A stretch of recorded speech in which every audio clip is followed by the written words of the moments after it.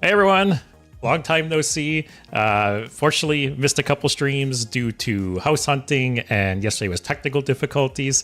So I will say right off the bat, for anyone familiar with streaming at all, between the start of me doing all of this and basically today, I've used a program called Streamlabs, and it is not really the favorite program for streaming. There's a lot of people who don't like it for various reasons, but the main reason I picked it was it's like supposedly more user friendly, and I was going into all of this, fresh, right? I've never done any kind of YouTube content creation, never done any kind of streaming or anything, so I just wanted a quick, easy experience, right? So I've been using that for the past 9 months without any kind of issues. Although I've always wanted to switch to the main program people use called OBS.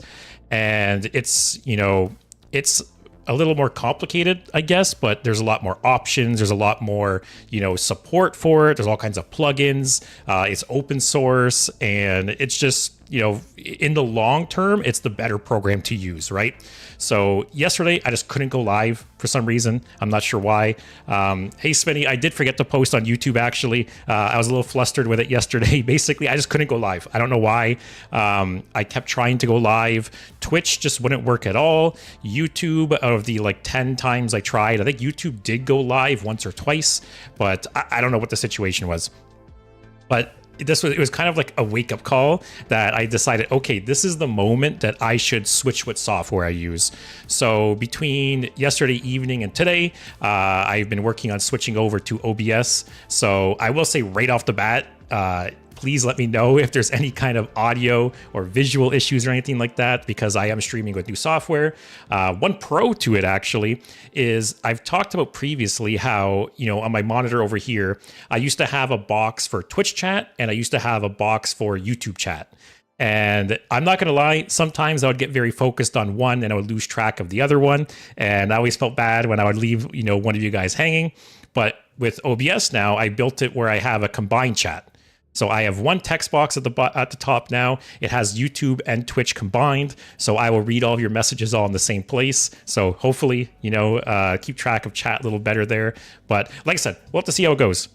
So far, I like it. I can, I kind of wish I switched earlier. It definitely seems like, like I said, in the long run, this will be better for the stream, better for the channel. It's just a bit of a learning curve. But as I said, if there's any kind of, audio hiccups or video hiccups or anything you notice that is, say, different than usual, please let me know, because I'm sure there's going to be some what's it called? Growing pains. That's what I was trying to think. I'm sure there'll be some growing pains. I'm sure there'll be some issues. So let's keep an eye on it. But how's everyone doing? I haven't streamed since last Thursday. It's been a busy month for me, for sure. How's everyone doing? Got Ayato, Leo, Menovat, Bruh, Svinny. How's everyone doing? Having a good week so far? Also, Menovat, do you accept deck lists? Yep, as Ayato said, there is a channel on the Discord where I accept deck lists. So, you've been around long enough, right, that I periodically do streams where I play viewer-submitted decks. I will probably do one next week. I've mentioned it a couple times now, but Monday is my birthday, and I'm going to be doing a 12-hour stream. So I'm sure for part of Monday, I'll probably play some viewer-submitted decks. I think the plan... I'm going to start at 10 a.m. Eastern time, and I'll go to 10 p.m. Eastern time. I think for the first 2 to 3 hours, I'll play Hearthstone. And then for the next 6 hours or so, I'll play some other stuff. I might just chat with you guys. I have some other ideas for some, other things outside of Hearthstone. And then the last 2 or 3 hours, I'll probably do Hearthstone again. So I'll probably play anywhere between 4 and 6 hours of Hearthstone that day. And yeah, I'll play some viewer-submitted decks. I will do some stuff like that. Also, I can hardly hear my music. Let me switch songs. Like I said, there's going to be issues, I'm sure. There's going to be tweaks I have to do. But like I said, if the game is too loud or quiet, if music's too loud or quiet, if there's video hiccups or anything, let me know, because this is all new to me. Yato had a harsh day today, so I'm just chilling. Well, I hope I can help with that. Also, bruh, Warlock and Wild has everything that a really cool control deck needs except for a win con. That is true. So some classes have such hard win conditions, right? And Warlock could use something like that. outside of like the Demon Seed or something, right? And hey, Emic, how's it going? Also, oh, Medevat, you meant for today's Rogue stream. Yeah, if you guys have a Thief Rogue deck you want me to try, go ahead and throw it out there. I did put a deck together already, and I've played it a little bit off stream. Actually, this is a deck I've been playing off stream for a few weeks now, and basically I just added in Academic Espionage, which I said when this card was revealed, I was super excited because I love Academic Espionage. It's like definitely in my top 10 favorite cards of all time. I don't know if it'd make it in top 5 or not, but it's definitely the top 10. And this is essentially the same thing, just a bit more variety, because you're every class, instead of getting cards from only the opponent's class, you get them from all classes, which this is especially good in the Rogue mirror, right? It always sucked to play Thief Rogue against a Rogue and then play Academic Espionage and it basically does nothing. So that is nice for sure. But I can see pros and cons, I guess, for both cards. Also, wow, I'm gonna have to get used to seeing both chats in the same place. I'm so used to looking back and forth. Leo, did you find a nice house? Yeah, so that is one reason I've been a little inconsistent the last few weeks with my streaming, and my YouTube uploads have been really bad. I actually haven't uploaded anything in a couple weeks, and it's because, yes, my girlfriend and I bought a house this week. So everything is pretty much almost finalized, you know, barring any kind of major crazy issues. Yeah, it looks like we'll have the house for early October. October 4th specifically is when we, you know, close and get the keys. Probably looking to move in like mid to late October, probably second or third week of October. So yeah. So there'll be some changes here over the next month. I'm already planning out my office over there because basically here, you know, we're renting a place, right? And when we came here, so there's some IKEA like wardrobe. Actually, you can see them. Ooh, right here. There's some IKEA wardrobes that are in this room, and we're here when we moved in. And so I kind of had to build my room and my office around them, right? They take up, there's two of them, and they take up quite a bit of space. And with this new house, I basically have a blank slate to design my office. I'm very excited. So looking to, and also when I put together this office, I didn't stream, right? I didn't do YouTube, I didn't stream. So now I will get to design a new office with basically a blank slate and also with streaming in mind. So I'm very excited for that. And like I said, it's going to be a busy month or so, but we will get through it. And yeah, very excited because it was stressful. It's been a lot of work, a lot of phone calls, a lot of documents, a lot of signing. My girlfriend keeps joking that she never wants to buy a house again after this, so we'll see how that goes. But Medevat, let's check out this deck. So Medevat's got, I was actually wondering if it was going to be a wild deck, so that's cool. We'll play a standard and a wild Thief Rogue deck. Bro, I would make you a deck, but I just despise Thief Rogue. Man, I don't know. I love Thief Rogue. Thief Rogue is one of those decks that just like permanently stays in my collection. Like I'm pretty sure I have one down here. Yeah, I have a while. I haven't updated it in an expansion or two, but Thief Rogue is just one of those like comfy decks that you can just fall back on. At least to me, it's just one of those decks I can just fall back on when I want to like just chill and, you know, do some dailies and stuff like that. I think Spectral Cutlass is such a cool card, and it feels so good to build up like a gigantic Spectral Cutlass. So yeah, very cozy deck for me. And hey Axel, how's it going? Having a good week so far? Also, Leo says Thief Rogue stole your stream yesterday. Maybe that's what happened.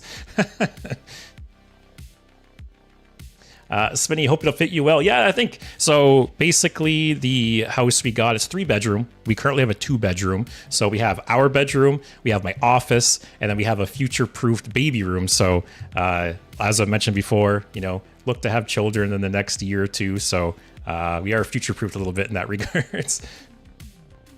Hope Chalupa will also like the new place. Yeah, so we got that's actually another big thing with the house, right? Is we live in a duplex currently. We're on the top half of a duplex, so we don't have a backyard, and we have a balcony. And I actually built a little like wooden box that I have grass grown in, so Chalupa has basically a little patch of grass she can go out to on the porch.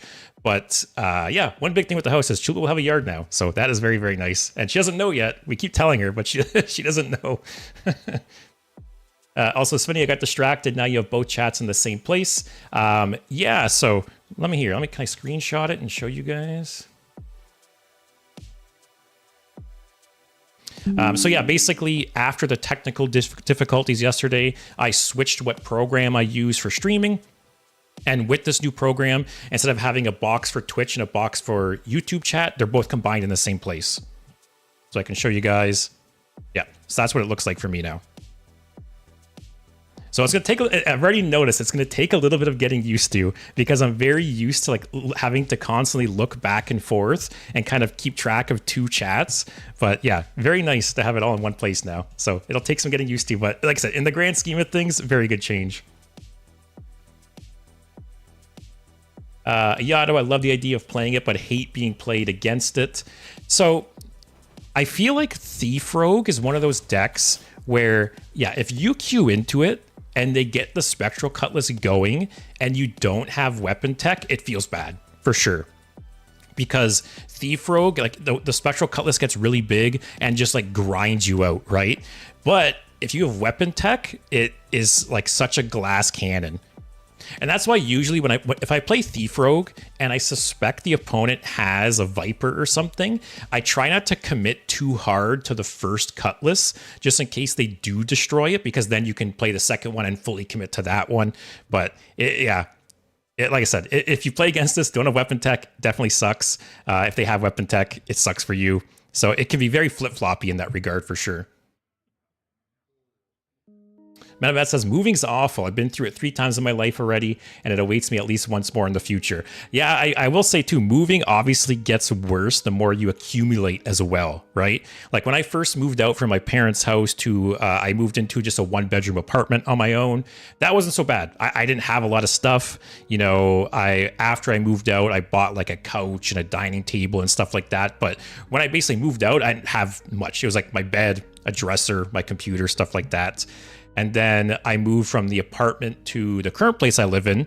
That one was a little more, because at that point I had a couch, I had the dining table, I had other stuff.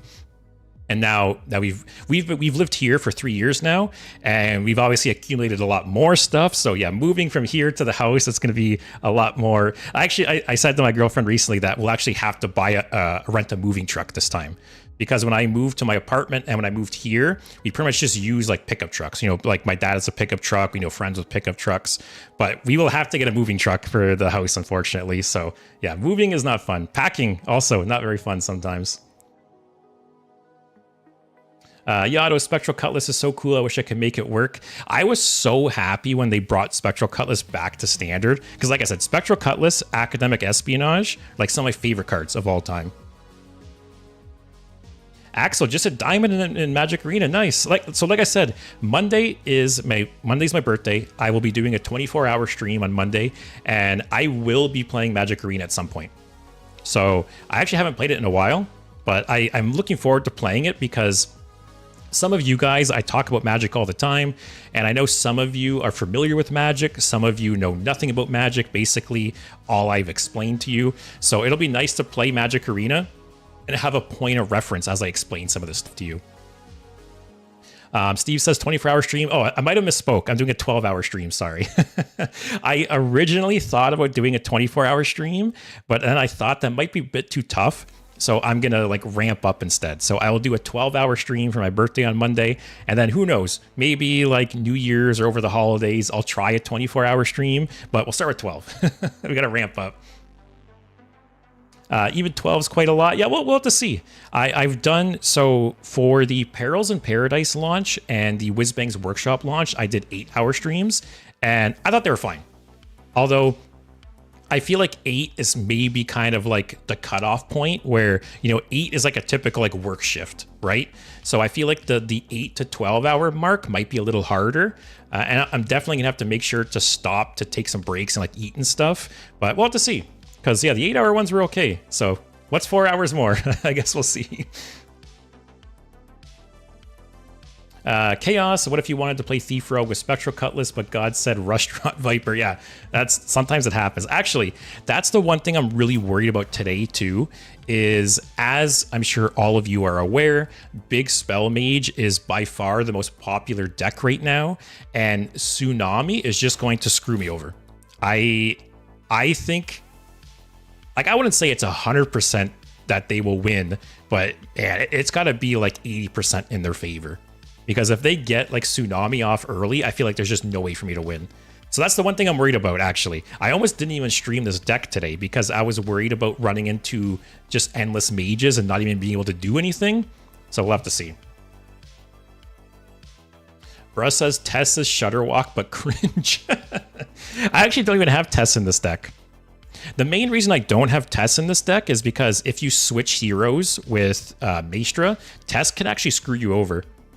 Actually, it will screw you over because if you change classes, then you play Tess, it'll replay your Spectral Cutlass. So if you have Spectral Cutlass all buffed up, you just can't play Tess. So I actually ended up dropping it. And then I basically use Maestra as like the late game card instead.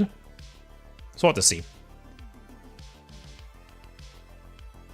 Ayato, the thought of moving one day sounds amazing for myself, but also scary. I have some mental difficulties, so moving out alone is going to be scary. Oh yeah, for sure. I think depending on the type of person, I can see living alone and moving out alone being tough for sure. But it's a good thing. It's a stepping stone.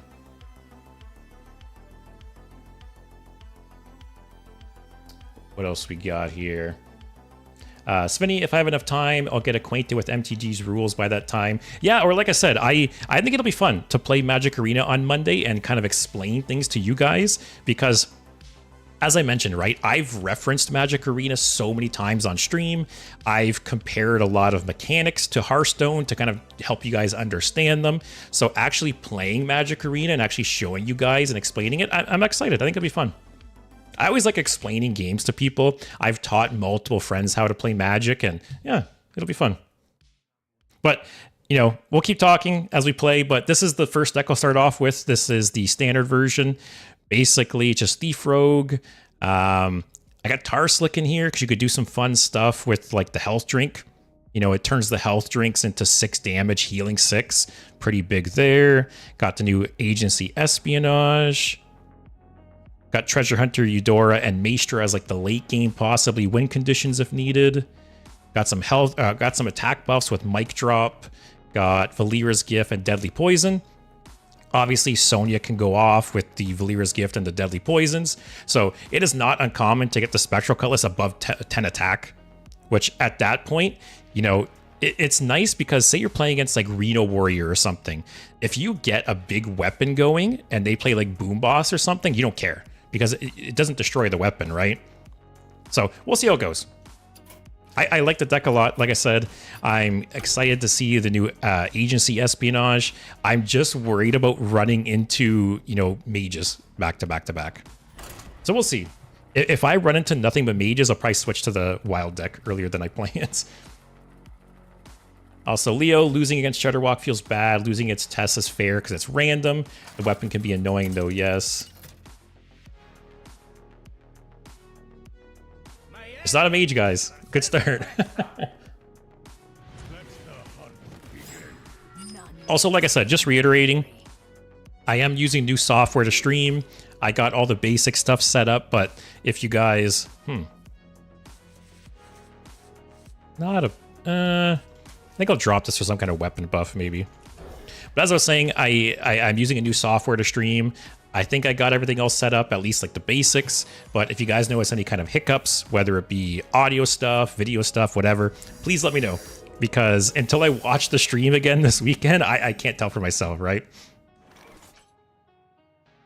Wow. Got lots of healing, especially with Tarslick.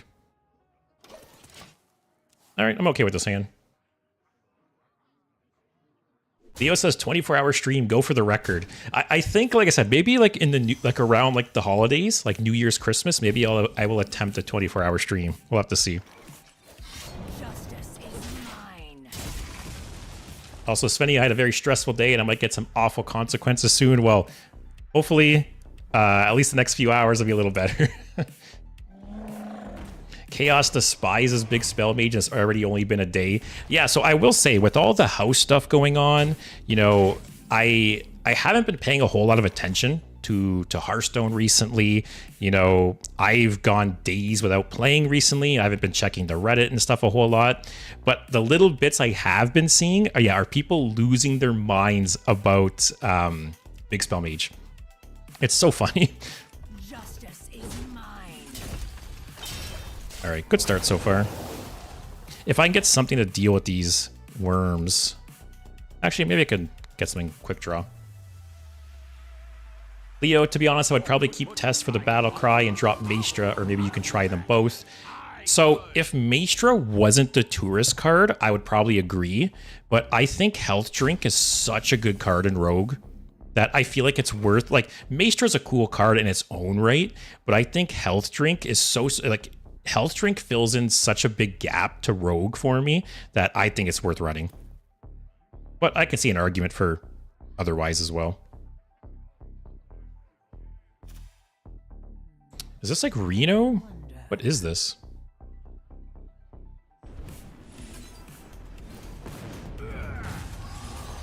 I think, I could be wrong, but I think I saw somewhere that like Reno Warrior is picking up, not Reno Warrior, Reno Hunter picking up some steam.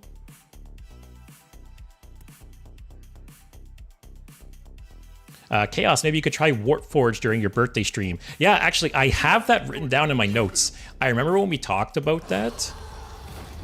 Also, Wild Frost was also mentioned. Yeah, I remember when we were talking about those games. So yeah, I definitely will be checking out some other games during that stream 100%. So if you guys have ideas for other games or any other stuff I could possibly do, I'm all ears. Spinny, this month I hit Legend on the 2nd. Nice. In Standard. Then I hit WoW Legend a few days later. Wow. Productive month so far. Also, yeah, I probably will mostly play Wild on Monday because I do want to hit Legend and Wild this month. Let's see what we get here. Wow, that's nice. Okay. 3, 2, 1. Man, I had a game earlier off stream when I was just testing some things where I got Misfire and I paired it with Tar Slick and it did so much damage. It was great. Justice is mine. Okay, he's got 2 worms left. He's got the 6 damage, which we have to be aware of that, actually. He could potentially burst us, like, out of nowhere. And this is Leok? Yato, the mage army is going to be annoying. Yeah, that's the one thing I'm really worried about this stream is Tsunami, essentially. Bruh, Rogue is my most played class, but I only play against Control. I only play Control, Kingsbane, and the Zoth spam. Man, I had a really fun the Zoth Rogue deck I played, like, in the spring, I think. I should dust it off and play it again sometime. I wonder. So I think this is a Tar Slick turn, because I want to get rid of that. And I can also heal a bunch.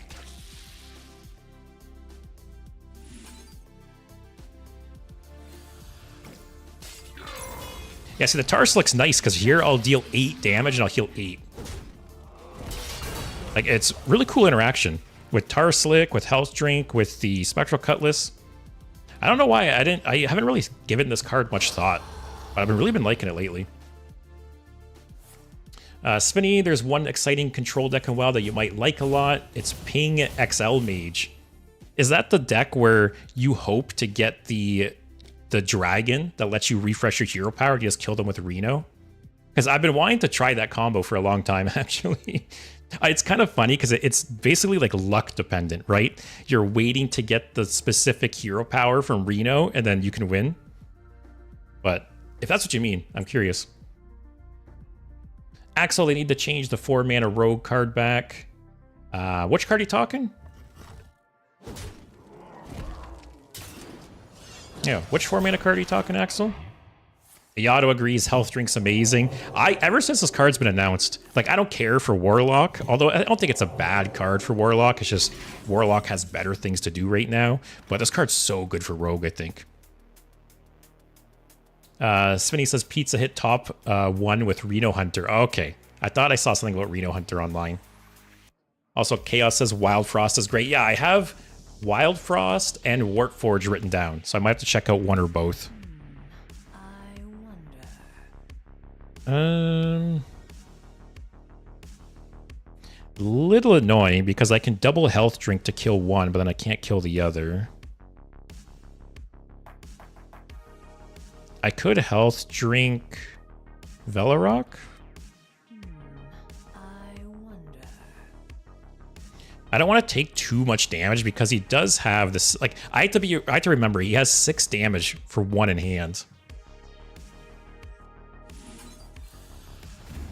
Let's do it. Then I'll probably just hit face to heal. Oh, that's bad. Oh, these all suck. Take a taunt, I guess. Smitty, what kind of video games do you like? Maybe I could recommend something. I'm honestly not very picky.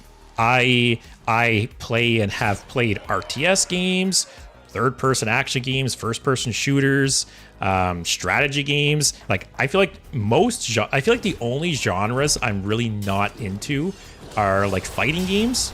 I'm not that big on fighting games, and nothing else really comes to mind, honestly. I'm pretty easygoing with games and like most genres.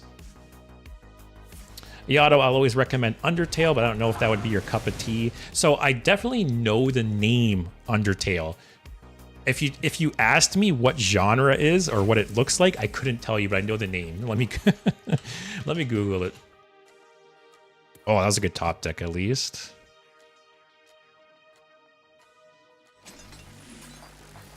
So do that. Do that.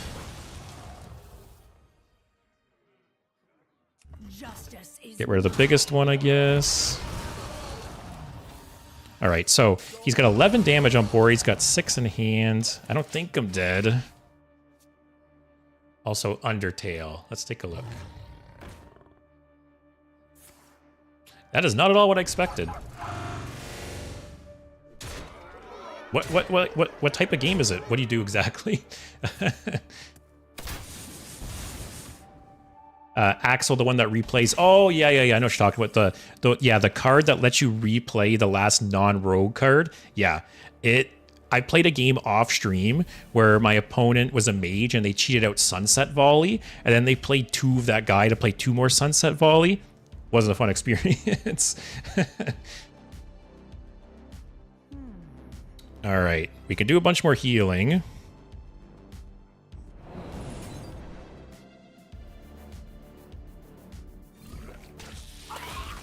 So kill you.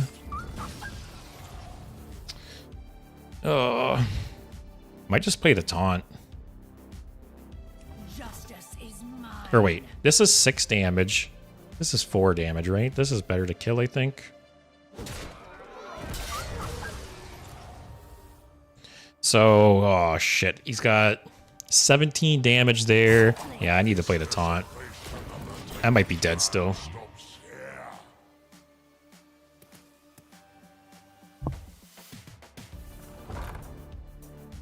Not like this, guys.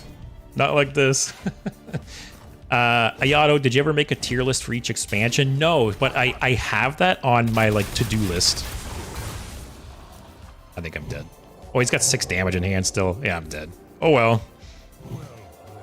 But yeah, it's been on my. I have a whole bunch of tier list ideas, and it's been on my list for a while to. I didn't even need the 6 damage.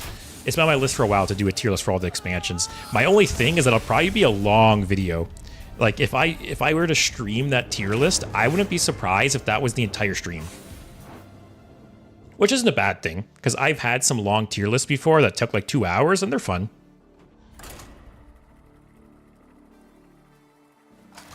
Leo won an unwinnable game with the Reno Caldera Drake combo a few days ago. It works great.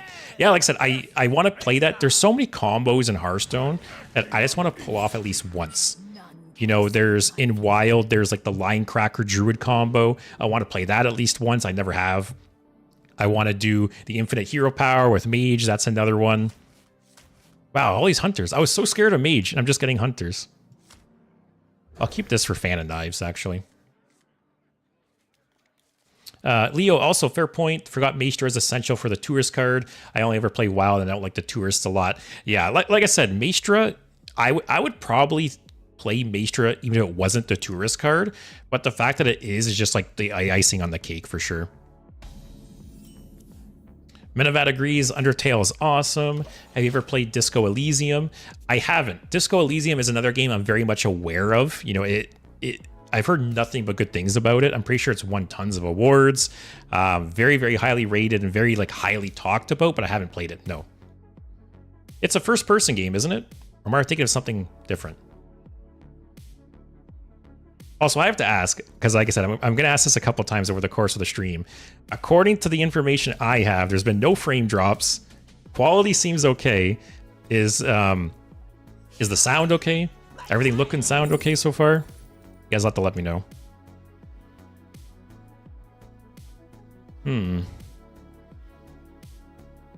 This is just infinite. Well, not infinite, but this is multiple charges on Spectral Cutlass. Not the worst. Could get Velorock. Actually, it could draw things from Academic Espionage. I'll take it. It's fun.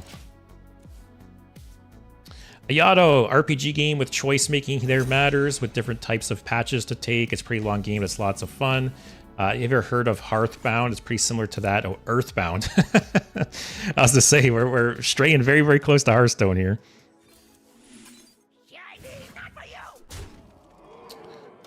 Earthbound also sounds familiar, but Earthbound, again, I couldn't tell you like what genre it is or what it looks like. I just know the name.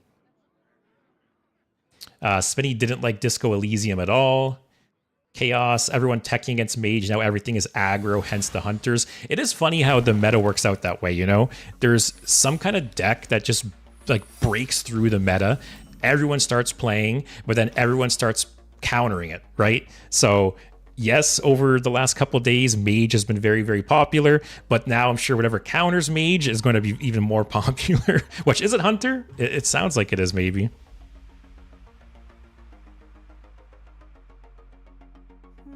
I think I'll play this next turn, Eudora. I'll trigger it, who cares? Whatever. Actually, I should have attacked there. Yato says stream looks good. Haven't heard any sound problems. Good, good, good. Like I said, I got the chat set. Like the most important things I cared about, obviously, was the webcam, my different, like, you know, couple different screens I use, the chat on screen. Everything's good. It wasn't as much of a transition as I thought it would be. I think I still just play it. If he wants to like trade into it and get the 3/3s, I don't care. Wow, bro agrees. I did not like Disco Elysium at all. Too noxious because of an endless stream of politics. It's not even subtle. I didn't even know there was like a political, you know, theme. Excuse me, political like sub theme to the game. It's a little annoying.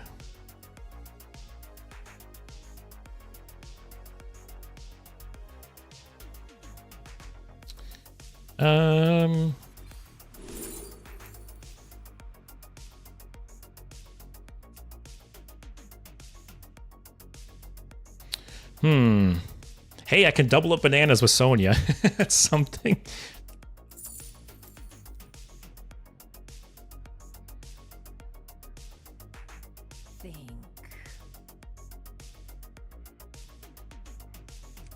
Don't really want to get smacked for 10.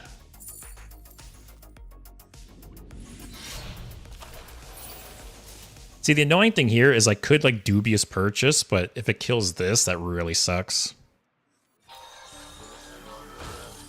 No rat trap. Okay.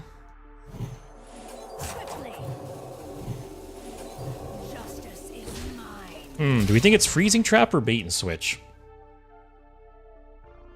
Svenny, mages are always prey for us hunters. Bro, it's not even a sub theme. The game is entirely about politics. Oh, I had no idea. Banana Sonia's real. Boy, this is Reno Hunter. Okay. Bro, the achievements are literally called neoliberal whatever of whatever. Or significant communist, nobody cares. I need some things from other class to play, actually. I'm at 11 health. What is going on? Oh, this has to be Freezing Trap or... Oh, even like bait and switch really sucks here.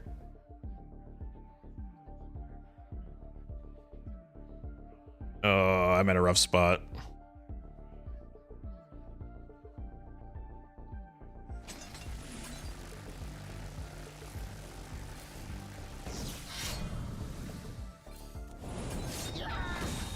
That's the worst one. Well, man, so much pressure. Curve Stone. Sometimes that's all it takes, guys. Just play cards on curve, win the game. Hey, James. Keep up the good work. Is there any advice to give a new returning player from 2016? So, from my understanding, they actually just improved the like returning player decks, which is really nice. Because from my understanding, you get to pick one of like 5 or 6 decks. Or actually, no. Correct me if I'm wrong, but I believe you have access to like 6 different decks that you can play as much as you like for like a month, and then you get to keep one of the decks. If that is the case, play them all. You know, even if a class doesn't interest you, you know, the classes have changed quite a bit since 2016. So, you know, for instance, back in 2016, I hated Shaman. Shaman was my second least favorite class, and now I actually really enjoy Shaman. So if there was any kind of class you didn't like in 2016, like don't be afraid to give it a try again, because the classes have definitely like blended together over the last, you know, handful of years.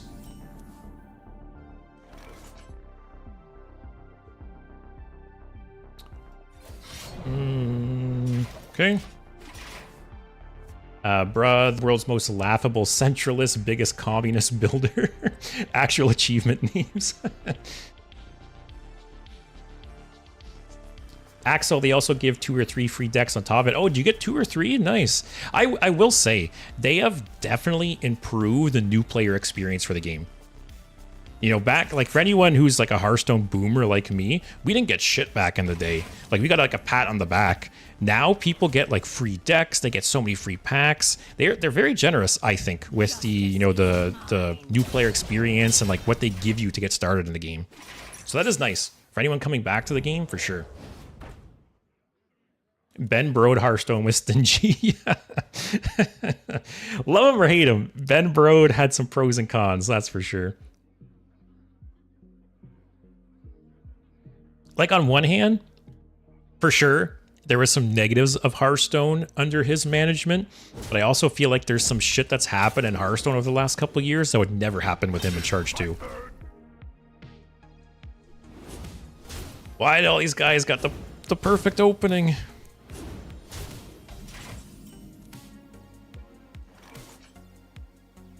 I need to kill this, right? Oh, Heat Wave is so good too, though.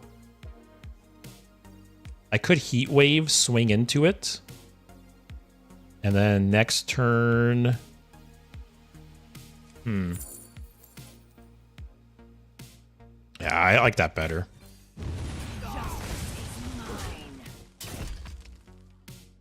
Oh, I could have actually prepped into Mic Drop there and just killed it. I hope I don't regret that. Bruh, I bought a game called Fantasy Map Simulator. You literally just open the game and watch countries form, war and fall of a randomly generated map. It's peak. That's cool. It's like a fan fiction generator.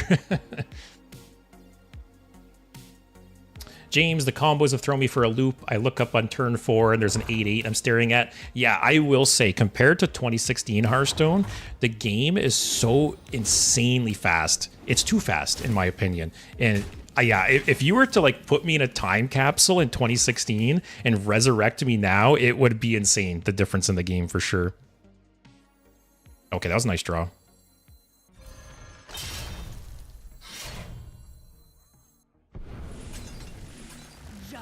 Okay, we back in this.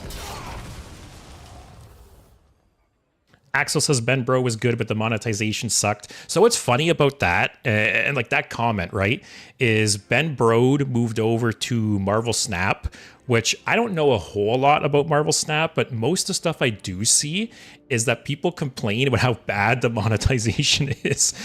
So yeah, if Ben Brode moved over there and they have awful monetization, maybe he is the problem at the end of the day. Smitty says a lot of the stuff has changed. Try getting used to all the new keywords and everything. The game is generous nowadays, so you'll get soon into shape. Hearthstone was pretty much on the trickier side when he was in charge. Axel, I tried Yu-Gi-Oh! I installed after playing 2 games on ladder.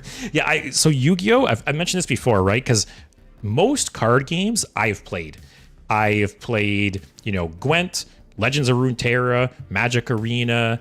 There's a bunch more like obscure card games I've played. The Elder Scrolls card game. I've played pretty much all of them. But Yu-Gi-Oh! Is one I have never touched. I don't know what it is. It just doesn't interest me.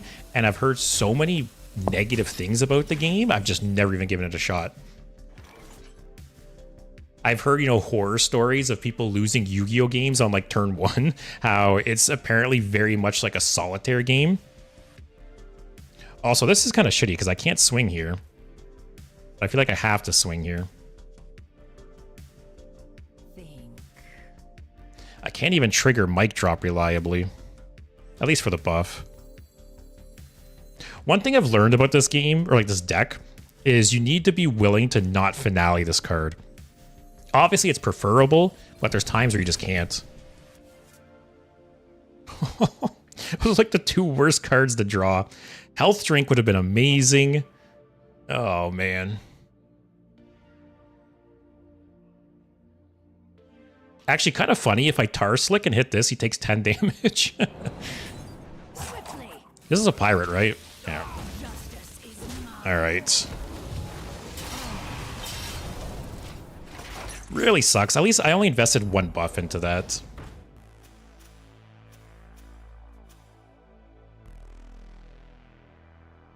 Axel, the gameplay's fun, but you lose on turn 1. Yeah, that's what I've heard.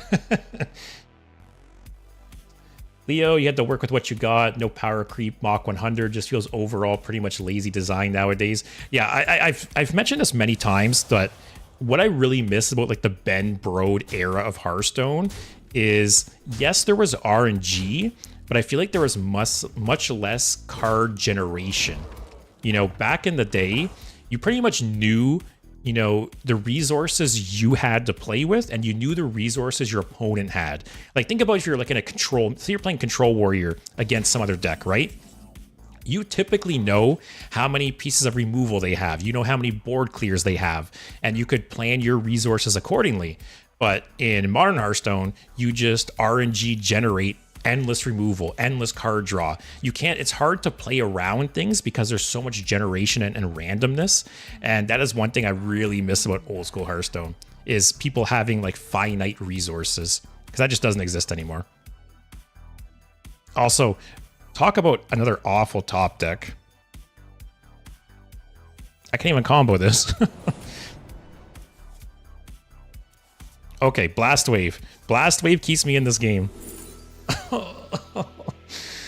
Oh. It's just over, right? All right, that one was due to bad draws. I had literally all my top end. I had both agency espionages. I had Maestra. I had Eudora. That was rough. Russ says, don't listen to them. Exodia OTK is fun to play. So I actually, I have a question for any Yu-Gi-Oh, you know, aficionados out there. Is Exodia like an actual thing? Like, I know there is, like, I know the Exodia cards are real cards, but is it like a legitimate strategy? Like, can you actually play an Exodia deck and win games? Or is it just like a meme card? I literally only know about Exodia from like the videos from like the TV show and like memes and stuff like that. Yeah, no, I think it's one of those games that is fun if you've played it since the beginning, but it stinks as a new player. There's a lot of games like that, you know? I almost feel like League of Legends is that way, where I feel like I would never recommend to anyone to get into League of Legends in 2024. But I feel like if it's a game you're already invested in, it's probably great.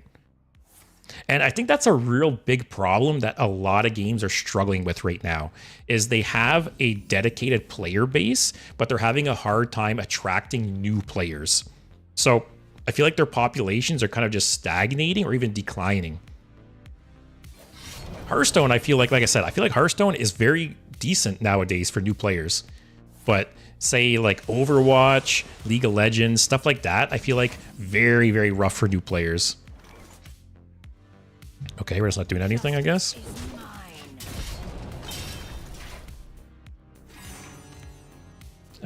Shadow, aside from Hearthstone and Snap, the only card games I played were mid-90s Magic and Star Wars CCG. I've never played any Star Wars card games. I know there's a lot of them, though. But yeah, in terms of physical card games, obviously I've played Magic. I played Pokemon when I was younger. I really do think, like, Yu-Gi-Oh! Is the main one that I haven't played. Do I just do nothing here? Sure. All right, I'm glad I did nothing. Actually, both of those, right? Would have countered any spell I played, and then would have got a free minion. That was worth it. What Bruh misses about the Ben Brode era is his laugh. And Trump. True. Those are two very like iconic Hearthstone things from the old days, 100%. What is this guy playing? Nemzi. Uh-oh. My hand is super awkward, too. I think I'm going to do this just to transform Velarok and just chill. I'll just chill for now. Axel, you have to win on turn 1, otherwise they just heal to full. Oh, you talking Yu-Gi-Oh? Is there a lot of healing? Or are you talking like Exodia? Hey, Jero. That just happens when a game becomes popular. More expansions means more cards, means more power creep, means endless shifting metas, nature of the beast, in my opinion. So I agree and I disagree, because I've talked about this before, but Magic is 3 times as old as Hearthstone. And sorry, I guess to preface what I'm about to say, there's no avoiding power creep. Power creep is a part of gaming. It's a part of card games. There's no way to avoid it, but I do think there is ways to minimize it. And I think Magic is a perfect example of that, where Magic is 30 years old, and the amount of power creep that's happened in the last 5 years of Hearthstone, I feel like is the same as the last like 15, 20 years of Magic. Like, Hearthstone is accelerating at a much faster rate than Magic, in my opinion. And so obviously there's you can combat it, right? But yeah, the last couple of years of Hearthstone have just been out of control, in my opinion.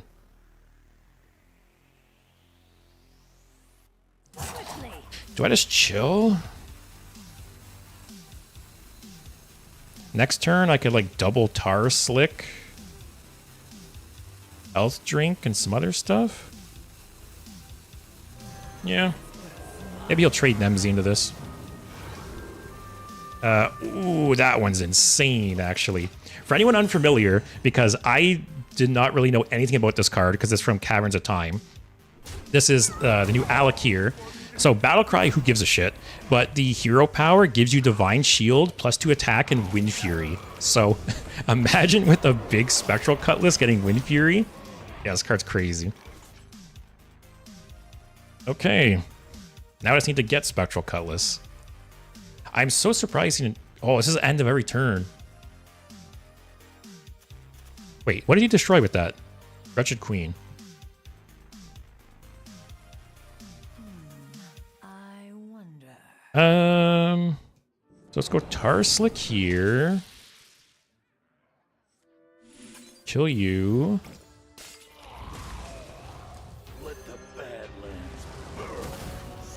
Can I get something playable?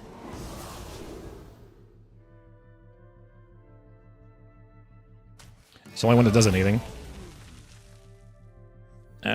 Could be worse. Not an awful spot.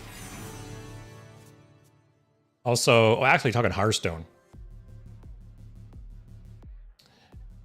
Also, Leo, like Druid nowadays, discover some card, generate 20 armor out of nowhere and so forth. Yeah, a lot of classes. Like, I feel like when they first introduced Discover, it was mainly limited to, you know, like Mage and maybe like Priest, where they just kind of like kept generating cards and discovering cards. But now it's like almost all of the classes can just generate so much value out of nowhere. Okay.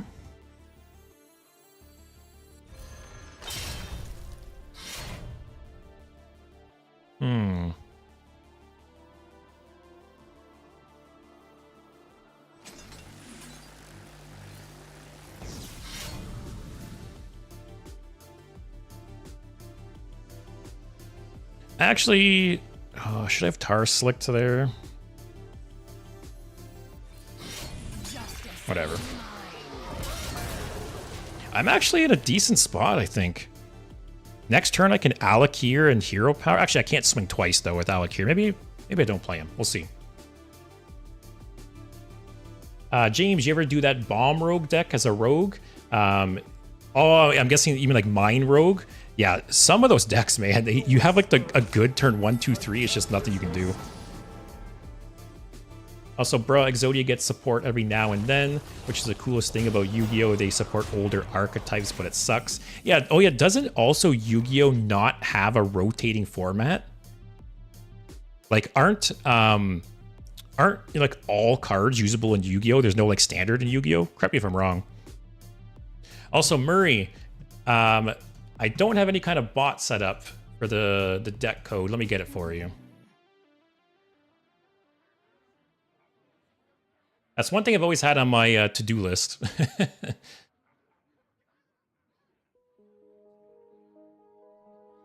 There we go. I will be the bot, Murray.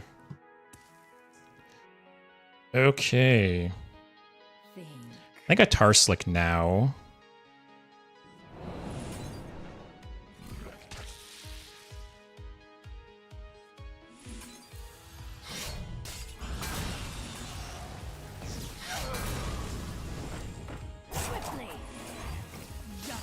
Wow. Like I said, man, if he doesn't have weapon removal, I am in such a good spot. Actually, can I OTK him next turn? No, I can't. I'm 2 damage off of OTK him. Actually, 1 damage off of OTKing him. 1 weapon damage.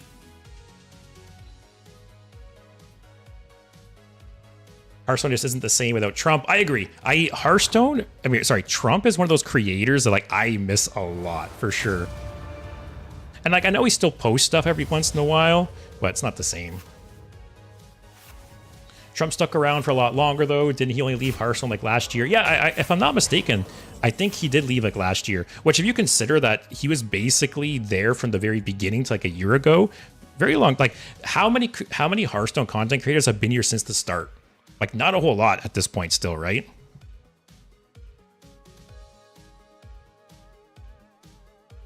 Does this have taunt? I always forget. No, it's rush. One person's treasure is my treasure. Justice is mine. So if he doesn't play a taunt next turn, I just kill him, right? But see, this is the games I live for. Getting a big Spectral Cutlass. Actually, this, like I said, this card is insane with Spectral Cutlass. Jero, maybe that's because Magic started with paper cards. There's less over-the-top crazy stuff than Hearthstone. You're not wrong. Actually, you are totally right that... Okay, what did I say about taunts? But yes, because Magic primarily exists as a physical game, it is true. There's less like crazy bullshit they can pull off.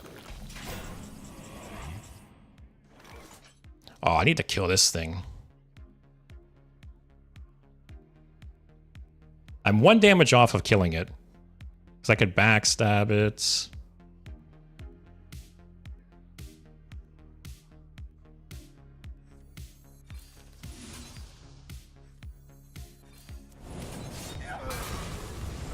That was the second worst. Actually, these two were the worst targets to hit. Lifesteal. Deal 4 damage to a minion. Put a random demon that costs 5 or more on the top of your deck. That's not the worst, right? Oh, I can clear now.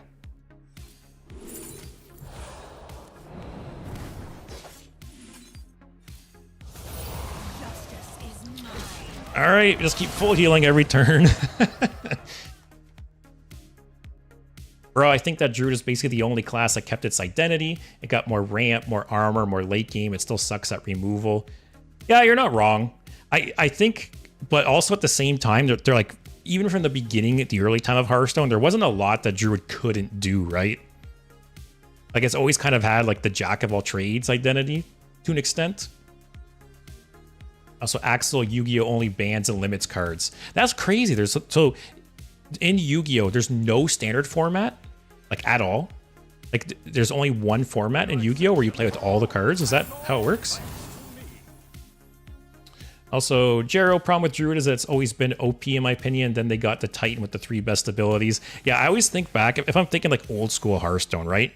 I always think back to like Force of Nature, Savage Roar. Like Druid has always been very strong for sure.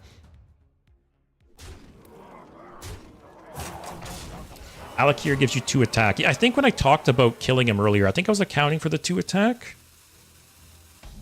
I hope I didn't miss lethal if so.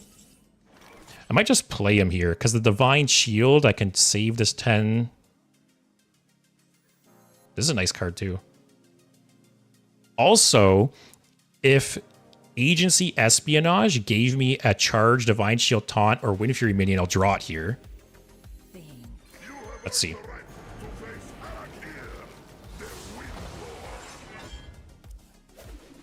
Oh, okay. That's a good one.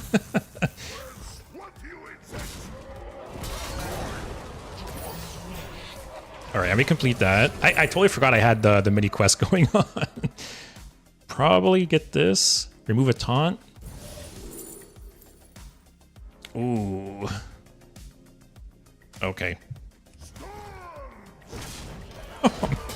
This hero power is, like I said, it's such a high roll for this deck. It's actually crazy. Axel says Savids and Tice are still there. Yeah, like I said, there's definitely some. Like Crypt too. Crypt's another one. Although Crypt did migrate over to Battlegrounds, but he's still around. But there's probably like half a dozen, you know, OG Hearthstone. Like Brian Kibler, that's another one. I like Brian Kibler a lot. I've watched him since even before Hearthstone, like since Magic times. But yeah.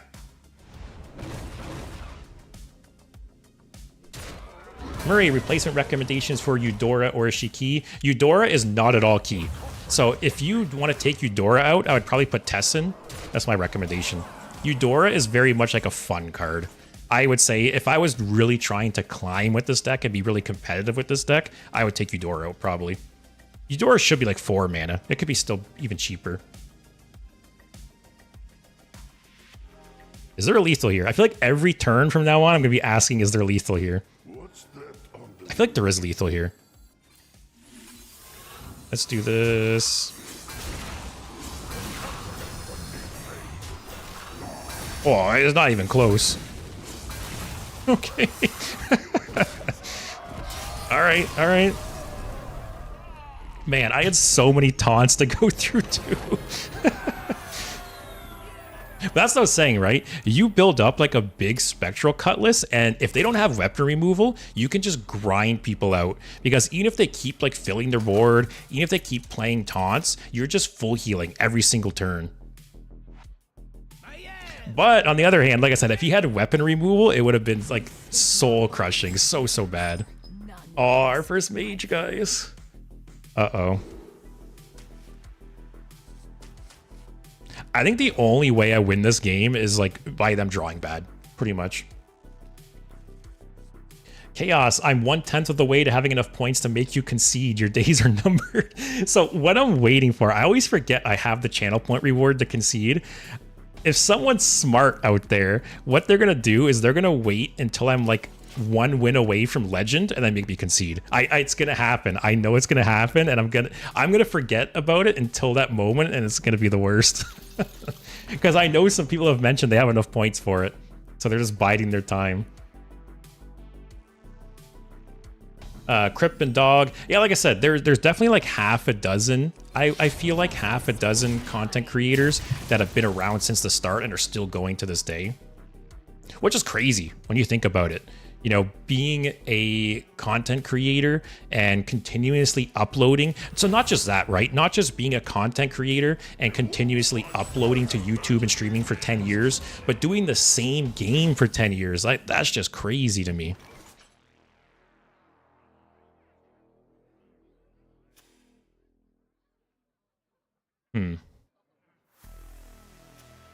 I feel like some of these cards are weird to play.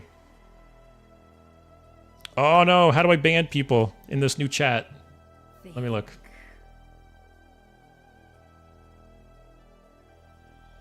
I had to do it on Twitch. I couldn't figure out how to do it on this new chat. Maybe it's even more reason to have a mod finally, because this new chat won't let me click and ban people. It's pros and cons. I have combined chat now, but I can't ban people from it.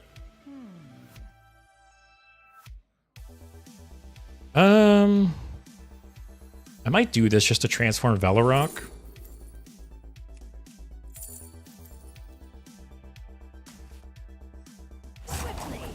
Yeah, that's not great, but whatever.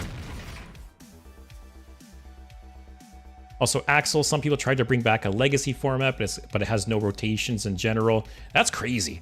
Because how old is Yu-Gi-Oh? Yu-Gi-Oh's probably 20 years old, right? Broad J. Drew was so much fun. I miss playing UI. Man, I was playing, I think, a Twist recently. I was playing a Twist or a Tavern Brawl recently where I got Ultimate Infestation, and it's crazy to think how far that card has fallen. You know, that card used to be insane, and it's so bad by today's standards. This is a really cool card, by the way. I don't think I got to talk about this card before the mini set came out. Such a cool design. Like, I will say the art is so different, which I like. I've talked before about how I feel like the Hearthstone art has gotten too samey. So I do like that the art is different on this card, but yeah, such a cool design.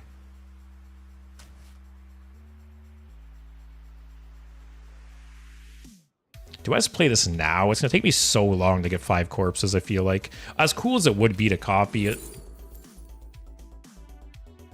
Oh man, none of these really help me.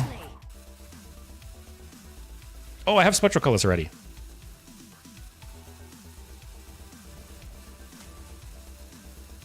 All right, we'll see. Axel says Hobbs. Alakir's finally good in standard. Chaos, those damn snakes are the bane of my existence whenever I play against Rogue. That is one of the better treasures to get, I think, 100%.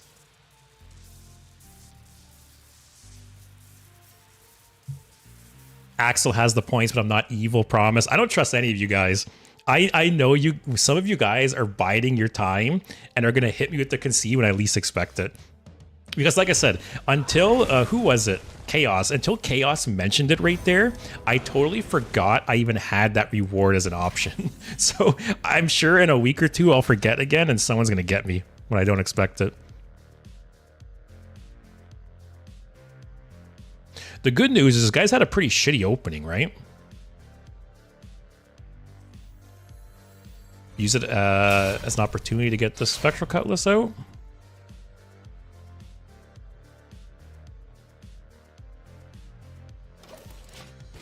Okay, so if I play Tar Slick, it deals 2 damage. The next Tar Slick is quadrupled, right? How does it work? My brain can't math right now. If I play Tar Slick, and then I play a second Tar Slick on something, how much damage does it do? Does it deal 4?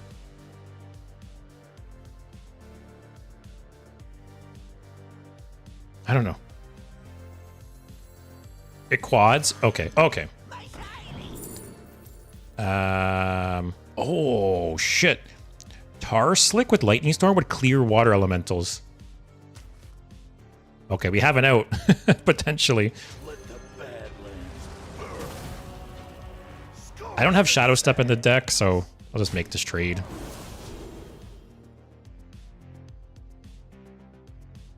That is also nice with Tar Slick.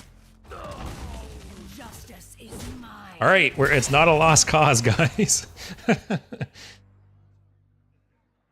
Chaos, it's the one good DK card that sucks because of the double runes. Yeah, so it's really funny, right? Because I've talked about the rune system with Death Knight on so many occasions, and on one hand, I want them to push more double ruined cards, but on the other, it kind of sucks because a lot of the double rune cards that come out, like I feel like there's just not enough of them to warrant, you know, playing a double rune deck.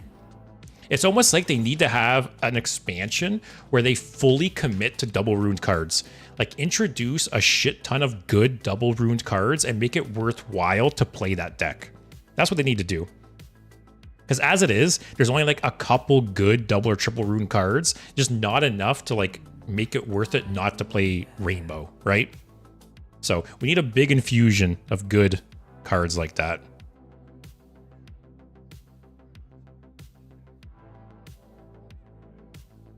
Do I do it?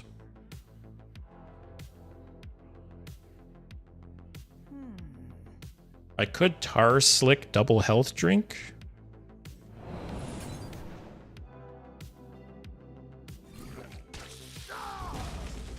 Do one here. Do one here. Justice is mercy. I'm okay with that. Save the lightning storm for tsunami or something. Oh, is this it? Okay. Bruh says we should unionize and make him concede 10 games in a row. Can you imagine you guys all redeem it like back to back? You coordinate on Discord. Bruh says also UI is still a very good card in terms of mana efficiency. It's just that you can't play 10 mana cards anymore unless they give you your mana back. I think we were having so much fun. Man, I had a good out too. If he didn't have the sunset volley there, I had to wait to deal with one tsunami. Although with the rogue card, right, they can play like 4 tsunamis in a game, so maybe I didn't have that game. Steve says Deadline artwork looks like it belongs in Hearthstone despite being different. Yeah, and I've talked about that with Magic before, right? Magic uses, you know, artists for Magic cards are given a lot of freedom in terms of, you know, like expressing their art style, much more so than I feel like on other Mage. Much more so than I feel like Hearthstone does. Like, I feel like 99% of Hearthstone art all looks the exact same. When, like, don't get me wrong, 80% of Magic art also looks the same, but there's a noticeable, you know, amount of cards in Magic that have like a different or funky art style, like enough so that you recognize the artists, and the artists are very much, you know, known. And so that's my example with that card, right? What was it called? Deadline? That I think it's cool to have cards with like a different style artwork in the game, and I wish there's something Hearthstone would do more, because it's gotten way too samey. Like, a lot of Hearthstone art nowadays looks like AI generated. It looks really, I don't know, it just looks fake, it looks off. So if that's a direction they went down, I am all for it. We'll have to see. Also, Leo, where do you get those rewards from? So that's on Twitch. Yeah, so on Twitch, I think YouTube has something similar. I could be wrong. Does YouTube have channel points? Does anyone know? But basically how it works on Twitch is as you watch the stream, you build up channel points, which you can redeem for like different rewards that are set by the streamer.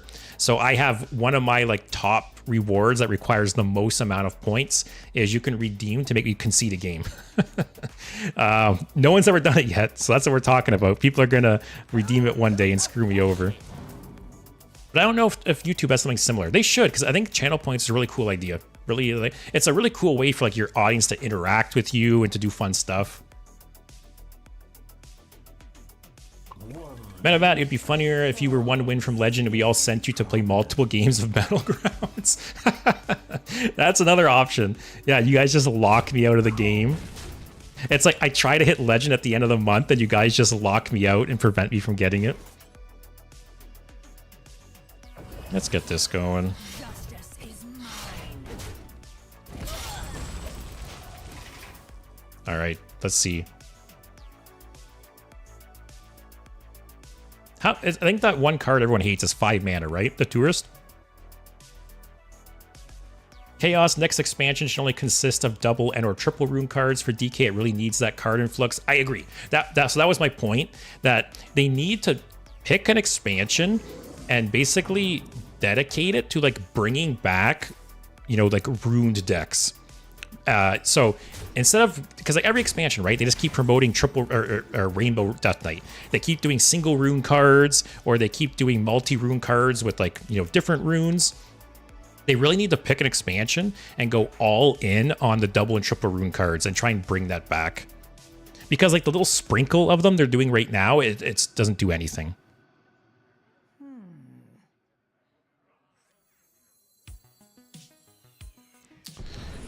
Get the 3/3? Second best. I can't swing, unfortunately. Do I just take this just to have it for next turn? I think I do.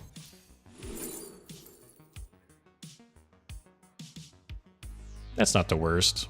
It gets me a charge, it heals 7. Let's take it. All right, Tsunami this turn, guys. Tsunami concede, is that the plan? Axel, it turns out 0 mana cards are good. And that's something I have preached so much with Hearthstone, is the biggest, I would say the biggest problem with the game, even more so than the card generation I was talking about earlier, is mana cheating.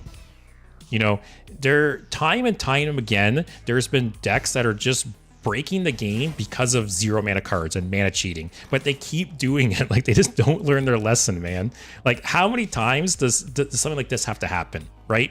Before someone at Blizzard clues in and is like, maybe 0 mana cards like aren't good for the game. I don't know. It's so obvious to me. Like with the Concierge and Sorcerer's Apprentice and all that stuff, like that shouldn't bring cards to 0, in my opinion. Like with the Sorcerer's Apprentice change, right? I think every card that gives you like a persistent discount should never be able to go to 0. So Concierge, I think, should have the exact same treatment. Let's just do this. Okay, no healing, no charge for me.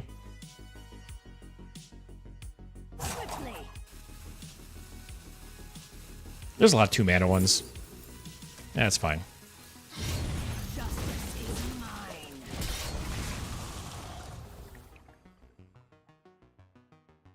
Menavat, I'm once again taking the opportunity to mention James Ryman. So I will say, I have notes, right? And I have James Ryman artist has been in my notes for months, like ever since you've mentioned them. So maybe during my birthday stream, because I'm going to be running out of things to do during that stream, right? So maybe I will look into that artist. That is my pledge to you for my birthday stream. I will look into that artist finally, Menavat. I think he actually did some MTG art too. Oh, that's really cool if so. Because definitely like Magic and Hearthstone, very different art styles, right? So I feel like that takes a lot of talent to go between the two, for sure. Axel, they print the good cards to bait people to buy packs and then nerf them. You're not wrong. I mentioned it on Discord. This guy's not doing a whole lot. I mentioned it on Discord. I think today, actually, that it's crazy how many mini sets have had their legendaries nerfed. That's not the worst.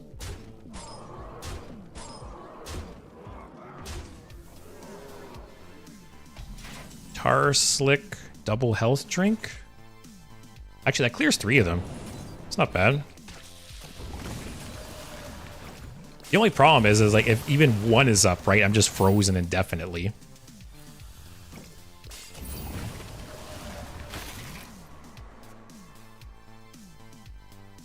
Steve, of course, they don't learn their lesson when the game gets new employees every year. Actually, that's true too.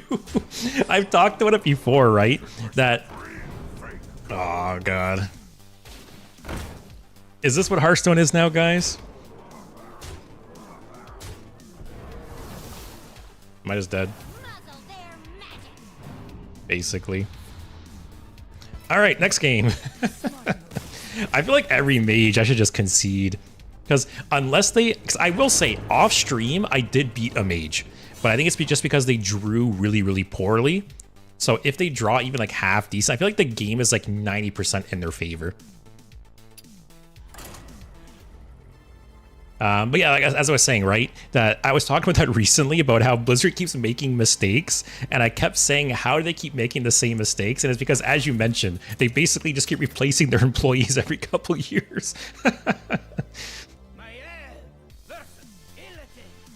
Actually, I need to stop listening to Zeddy. So I will say, you know, I'm trying not to, I don't want to like, I don't want to like talk smack about anyone or like say anything bad, but one thing I've definitely noticed since I started streaming and doing the YouTube stuff is there's so many people in the community that are just so negative. And like, in a way, like, I get it, right? Some of these people have been doing Hearthstone streaming and Hearthstone content for years and years and years, and they're just like burnt out. They're just jaded and bitter, and I get it in a regard, right? But man, I've been trying to get more involved on Twitter recently just because, you know, it's good for exposure, you know, to get more involved in that stuff. And man, so many, like I browse sometimes Twitter, like you know, like the Hearthstone area of Twitter, and it's just negativity and complaining and whining. And man, I don't know. It's not fun.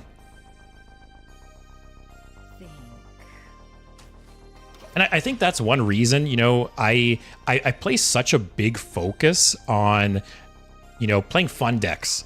You know, every once in a while, I was talking to some friends about this on the weekend. Every once in a while, someone will come into my stream and complain that, you know, like the deck I'm playing isn't very good, or, you know, making misplays or playing stupid combos. But like, I'm here to have fun, right? I'm not trying to climb legend. I don't want to just like complain and bitch about the meta. Yeah. I like playing different decks, fun decks, try to have fun with the game, because I've been playing this game for 10 years, right? Granted, I haven't been doing like Hearthstone content for 10 years, but I've been playing this game for 10 years and I still have fun. And it's because I switch things up, right? Because I think that's part of the problem is people get very tunnel visioned on just like ladder climbing, you know, winning games, and you just get burnt out. Which I get it. Again, I understand like some of the complaints, some of the issues, but I don't know. I try not to make that my personality, because like, again, I'm not trying to call people out, but as you mentioned, like I think Zeddy is a good example of that, where his like whole personality is just complaining. And I very much don't want to be like that. Not even close to that. I just think it's like exhausting, and I don't know. So that's why I try to have fun around here. And that's one reason too, you know, sometimes I do pre-prepare the decks I play, but a lot of the times I just build the decks with you guys live, right? Because it's fun to, you know, like theory craft and build decks and just try stupid combos. I like playing viewer decks for the same reason. You know, it's always like different stuff with you guys. Sometimes, you know, no offense, you guys send me some really shitty decks, but it doesn't mean they're bad decks. You know, you can play a bad, fun deck, and that's like the best kind of deck to me. But long story short, like I said, I think there's just a whole lot of negativity in the Hearthstone world, and it's just not my vibe. And yeah, I don't know. There's people like I said, I've been trying to get more involved in the Twitter stuff, and there's people I've just like unfollowed, or I just don't want to see anymore because it's just nothing but complaining. And I feel like it just looks bad for the game too. You know, say you're like a newer player coming into Hearthstone, and like you're trying to get, you know, like learn about the game, or you're trying to get more involved in it or whatnot, and it's just complaining. Like, it looks so bad for Blizzard and for Hearthstone, I feel like. I really want to get rid of that stupid 1-3. Because that thing, I've seen that guy pop off. It can, that represents a lot of potential damage.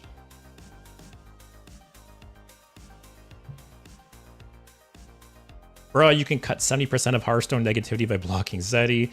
Ayato making fun decks is the main way to play the game. I agree. Axel loves playing bad cards. Like I said, I you know, a lot of you guys who've watched me a lot, you understand, right? Oh, I should put that in my deck. I forgot about that card. Although I don't have Shadow Step in this deck, so maybe it's a little worse. Oh, how did I forget about that card? After this game, I think I'm going to add that guy. Zeddy is mostly right, though. Game has gotten pretty overboard and lazy on the other side. Can't say I'm having more fun than 5 or 6 years ago. But yeah, you can play fun decks and new combos. So don't get me wrong. I also agree that I don't think Zeddy and other people like him are wrong. I think most of their complaints are true and valid. But I just think it's the amount of complaining. Like, I remember... And I'm sure there's like a money aspect too, right? Because they make a living off this stuff. But I remember when the weekly quest changes happened, right? And Reddit and people were losing their minds about, you know, the quests taking longer to complete and being like less rewarding. And I remember taking a look at Zeddy's YouTube channel during that time. And it was like, there was a point where it was like 5 videos in a row talking about the quest changes. And it's just like, we get it, dude. Like, I don't know. So, like I said, I agree with a lot of the complaints. I understand a lot of the complaints. It's just, like, I don't know. That shouldn't just be your whole personality, right?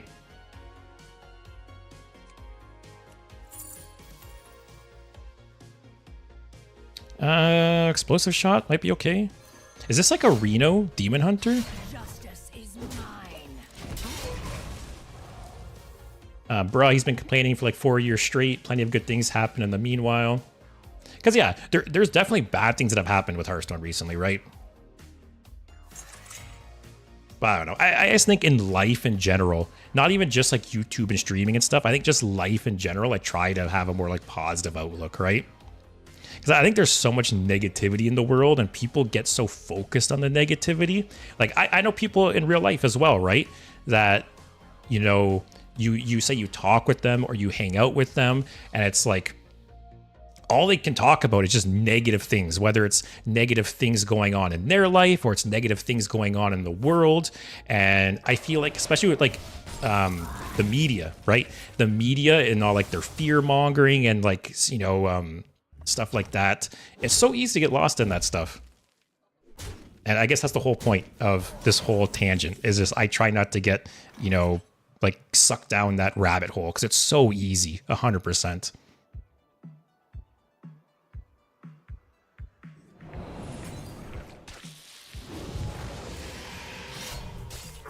Just nuke him for 10 again. That interaction's really... Oh, no, it's 6. Why did I do 10 before? Oh, I smacked them with the weapon before. Yeah.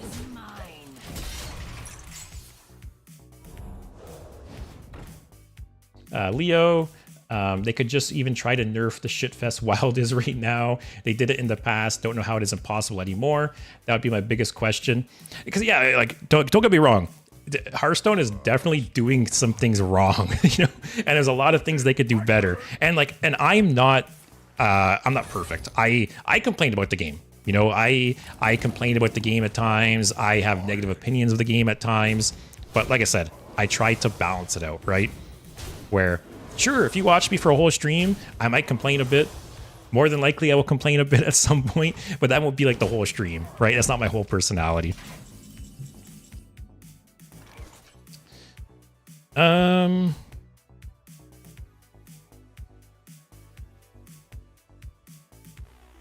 There's no lethal here, right? No. Explosive shot is 5 mana, right? I think so. I really wish these... Damn. These will go down to 2 health. Well, this could go face, I guess. There's no reason to shoot this at a minion, I feel like. It makes no difference. So shoot you. I think that's the plan. Just try to kill him first.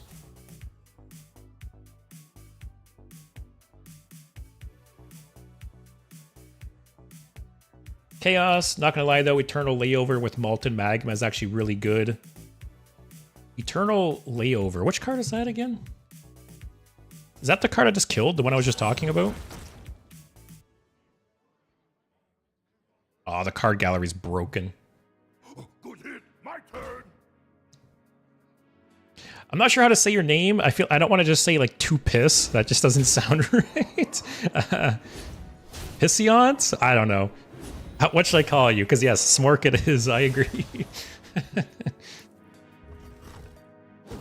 Yato, nothing wrong with complaining about things as long as people don't do it all the time. Exactly. If you could summarize my whole tangent in one point, that would be it. It's okay to complain, just not for your whole like life to revolve around it.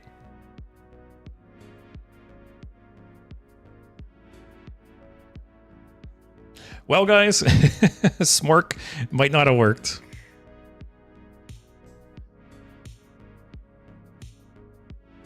What has he got here? 6. Actually, no, I'm not dead.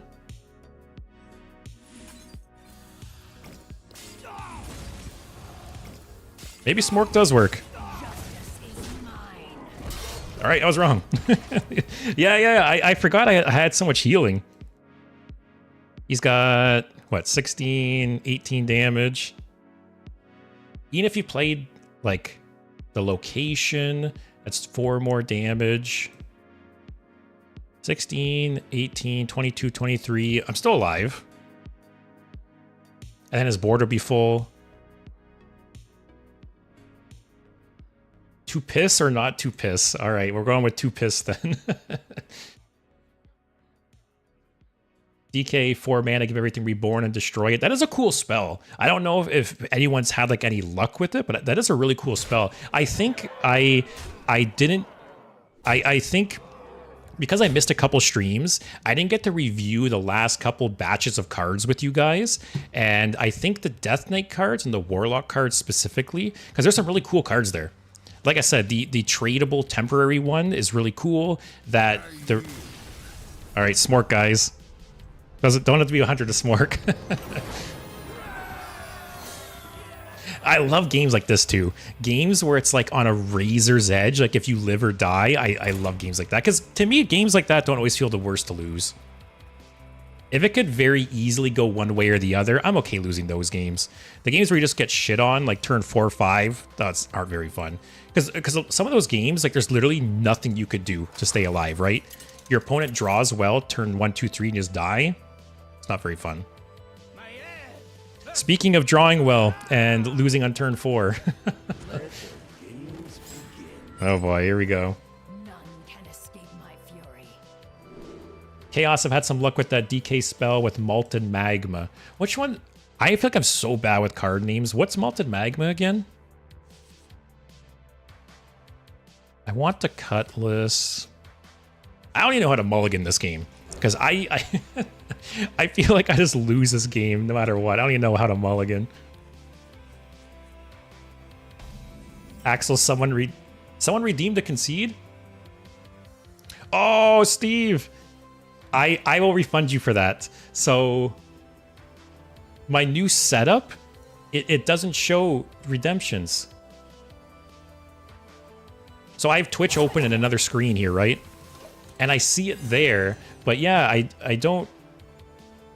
So, just so it's crystal clear, I have a main monitor right here. I have another monitor above it where I have just like Twitch and like some other odds and ends. And then I have a monitor here where I have like all my streaming stuff. And with this, normally with my old setup, I got notified of redemptions like over here. I didn't get any notification here. So I'll have to look into that. But I will refund you, Steve, and I should have conceded that game. The technical difficulties, unfortunately.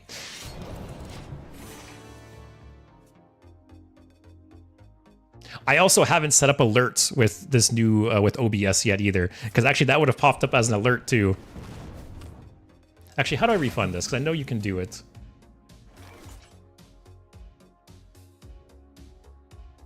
That would have been a dirty concede, by the way. You did me real dirty that game. Justice is mine. Let me Google it.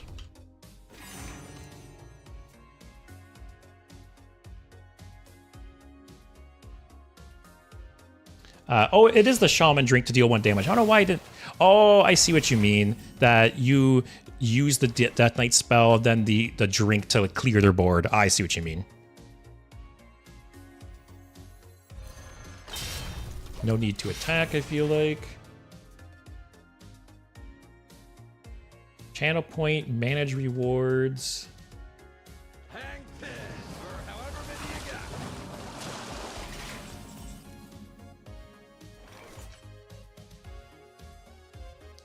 Where is this?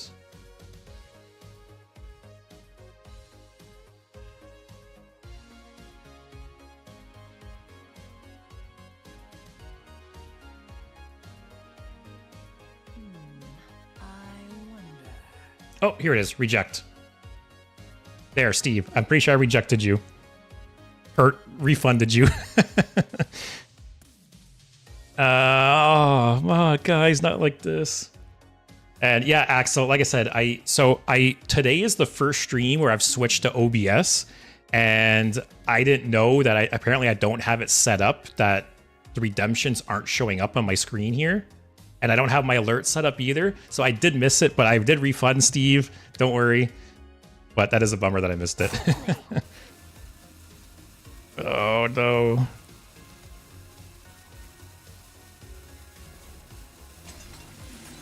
Justice is mine. All right, well, Tsunami is just GG, right?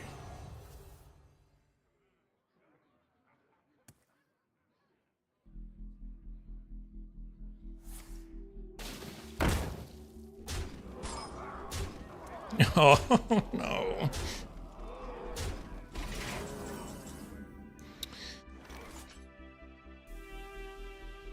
If I had a Tar Slick, actually, like I could clear a couple, right? Tar Slick, clear 2 of them with Health Drink and Heal.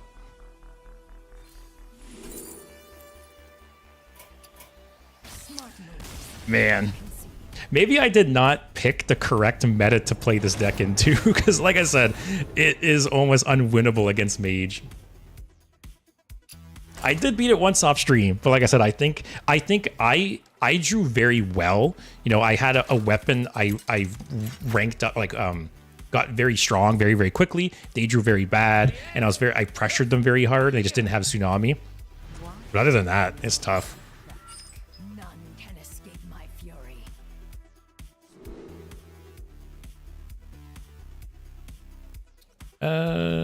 What's Rogue playing? That. Also, Too Pissed, thanks for the follow, man. I appreciate it. Hope you're enjoying the stream so far. Hope you're not enjoying Big Spell Mage. But yeah, I know I have a lot of European viewers as well. So Monday stream will be really nice for you guys because I'm starting the stream. Oh, it's just Excavate Rogue? Yeah, so I'll be starting the stream around 10 a.m. Eastern time. So 8 hours earlier than I normally stream. Because I know it's very, very common that you guys will tell me it's like 2 or 3 a.m. during my stream. And I always feel bad. So Monday, you guys will be able to see me with the sun up for once. So that'll be nice for you guys. Oh no, I meant to drag to attack and I clicked the middle option. What were the other options? God. Yeah, see, Ayato. Thank God, no more all-nighters. Yeah.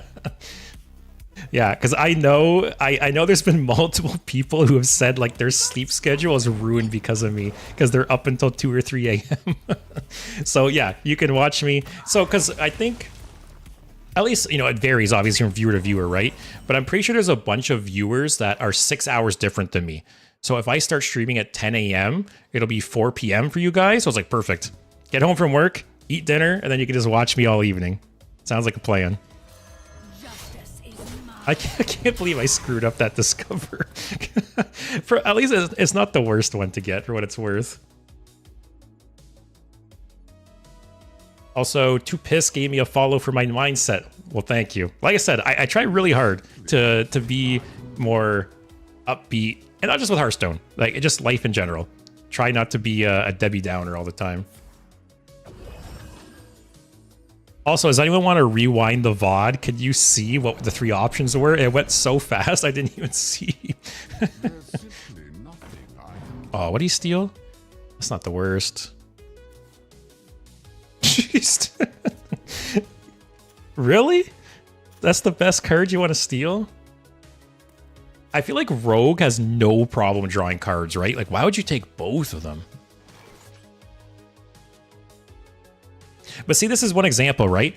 Academic espionage in the mirror always sucks because you just get rogue cards. But now with agency espionage, it doesn't matter in the mirror matchups. That's nice.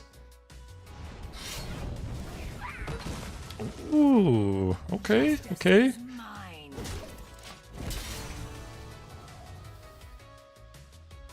Axel EU is 5+ hours. Oh, one was Asphyxia. That would have been a decent one to pick. The other one was also 3 mana, but I can't see it. Okay. Yeah, it honestly happened so fast. I didn't even get to see the other options. Chaos says, imagine DK got the Tourist Mage got 0 mana climactic, repeated climactic. Hey, maybe that would finally make C&E playable. Also, what?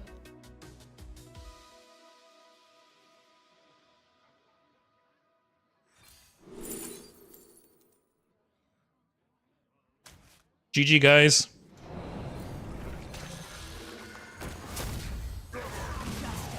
I'll save the charge. I don't need to attack. Smitty on the other one is Demon Hunter's Lifesteal, deal 3 with Outcast. Oh, that would have been a good card. I probably would have taken that one, actually. Actually, it sounds like Mortal Coil was the worst option out of the 3.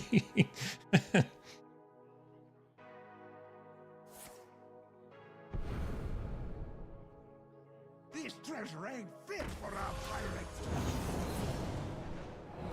Yeah, it's been really nice having the chat combined today. It's taken a little bit of getting used to. Because like I said, I'm so used to looking back and forth between 2 chats. So it's a little harder to keep up with at times because it's basically more messages in one spot, but less bouncing around. Do I do the 5/5s? I don't think I need the 8/8s. It's a little slow.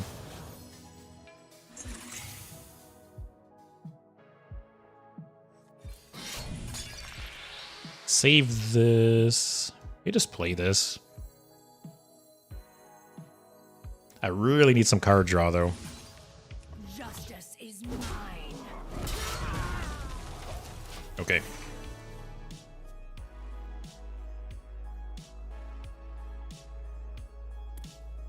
But yeah, so like I said, I haven't really been paying a lot of attention to Hearthstone the last like week or two because of everything going on with the house and just like work's been busy and there's just been a lot of stuff. My life's been very busy the last couple weeks.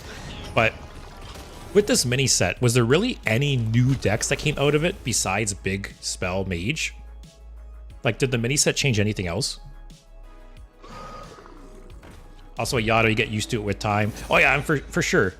Like I said, I know in like the long run, it's a very good change. It'll just, I've streamed for 9 months now with the 2 chats. So it's just, or at least for a little bit, it'll be a big change. Okay, I do need draw, but that's not a bad one to get.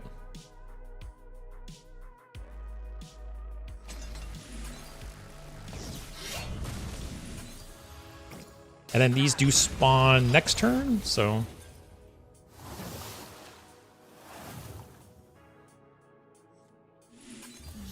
Just hold the last one. Oh, I have no mana anyway. Chaos, how to make any card playable 101. Make it 0 man. Man, I wish C&E was more playable. I've said it before. My 2 ideas to fix C&E is to either give the spirits taunt or give them rush. I think if it did one of those 2 things, that card would be much, much better. Because as it is now, man, how many times is this guy gonna play that? There's really, like, I'm so surprised this guy's not shadow stepping like the Scorpion or something. Like, he used both shadow steps on the banker. What was I saying? Oh yeah, C&E. Because there's so many times where like you play C&E for a shit ton of damage and like to stay alive, and you just die the next turn. Because it fills your boards with spirits that just don't do anything. So if the spirits had rush or taunt or some kind of like immediate impact, it would be much, much better card for sure. Tupiss says no, but Robocollar's so cute. Robocollar, it really is like a slot machine card, right? Because 3 mana, draw 3 on a body is so good, but I feel like more often than not, you're probably only drawing 1 or 2. If Robocaller could only, you know, draw, like, if it could only select mana values that were in your deck, it might be too strong, though, in that case. Still not card draw, unfortunately. Let's go face here. Smork, guys. Just Smork. Hey, Smorking won. It worked in a previous game. Axel, you can use the Warlock spell for 3 damage burst by buffing their minion. That's actually true, right? Say I got them down to 3 or less, I could kill them with Cursed Souvenir. That is true. Spinny mini sets rarely bring new archetypes. They mostly improve less playable ones, but I'm sure we'll see combos with Dungar. So I will say, I feel like the last 2 mini sets have been such a flop, though. Like Whizbang's Workshop, I thought... So for anyone unfamiliar, let me see if I can bring it up here.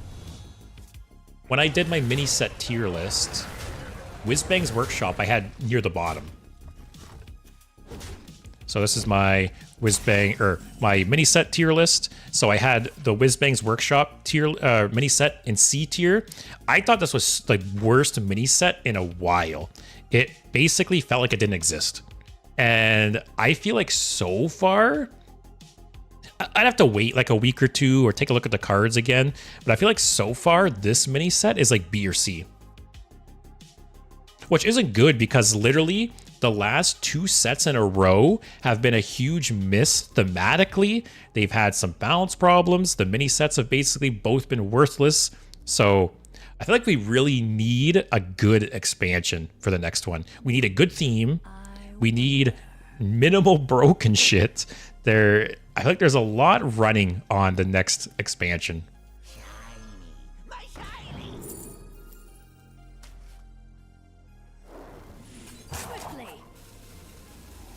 Give me some card draw. Oh, he want to overdraw a card, but whatever. Justice is mine.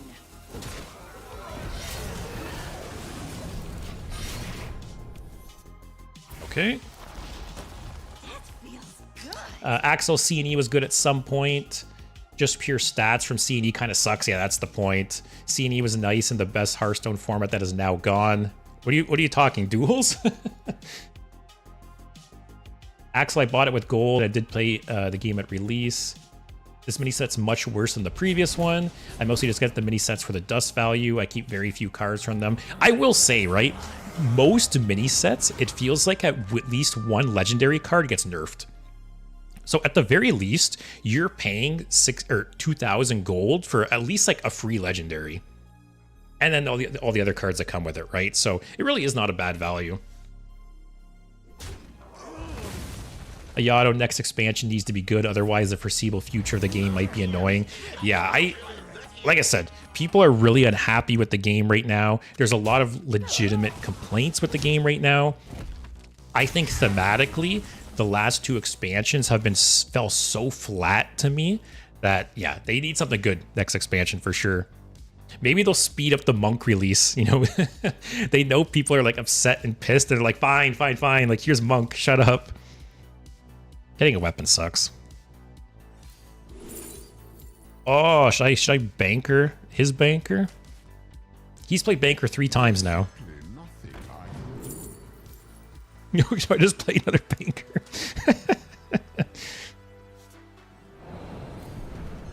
All right, he's played banker twice. Or sorry, he's played banker 3 times. What was that? What? What? Did someone redeem a concede for that guy? What happened? I don't even know. Oh, actually, I want to switch. Metavat, are you still here? If you're here, Metavat, I'm going to switch to your deck for the last hour. Let me know. Also, Sunny was talking about duels. I really wish I played duels before, like more before it went away.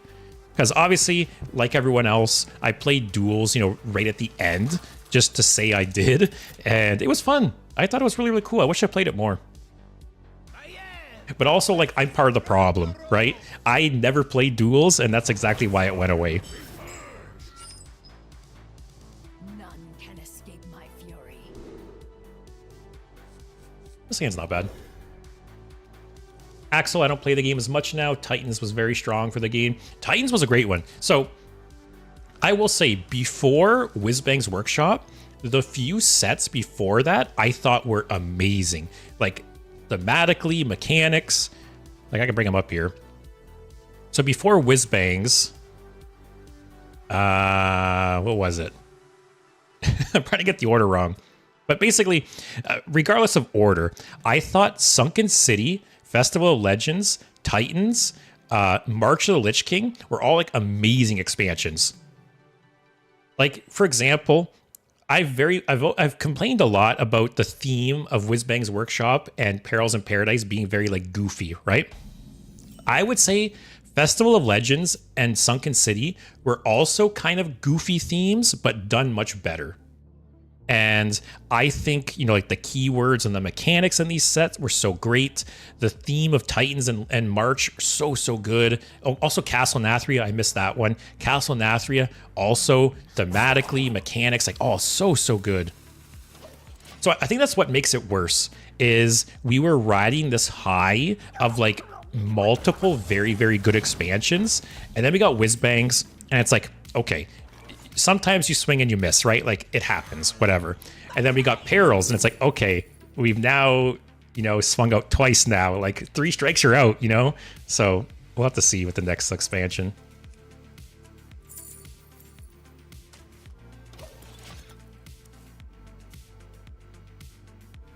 Also, oh, Medevat, you're here. Okay, after this game, I'll switch over to your deck. Spending if I had to choose between duels and all other formats, I would choose duels. I really would not need anything else from Hearthstone. Like I said, I do have some regrets there that I didn't play it more often. It's still crazy to me they just removed it from the game.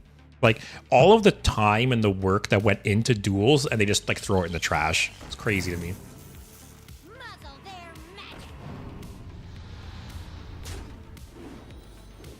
Ayato, Titans, Badlands, and Sunken City seemed amazing to me. Yeah, all those sets. Like I said, the 4 or 5 sets or whatever before Whizbangs were like A+.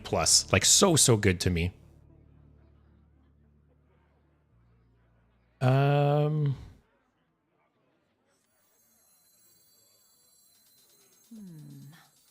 wonder. Justice is mine. So this is Evolve Shaman. Misfire will be nice. Axel, until now, we see Titan decks. The game is stale now. I mean, Twist might go there as well. I agree. Oh, it's Reno. Okay. But yeah, I do agree. I think Twist, I would put money down that Twist is going bye-bye before the end of the year. That's my guess. That is my my guess for 2025. Need a charge on the weapon. Pretty nice. All right, who can grind out the other better with their weapon? That's the question. March Lich King was the best expansion for obvious. Oh, that was one of my win cons.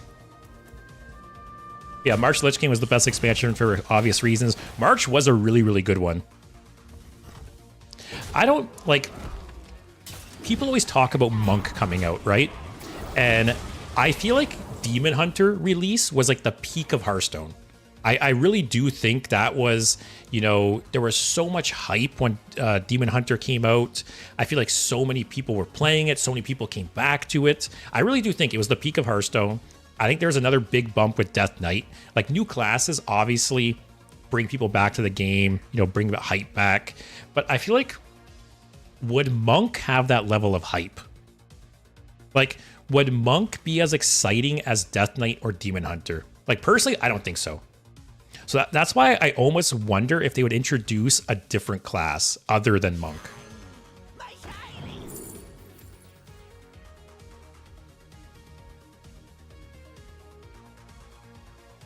I'll take the healing and the taunt.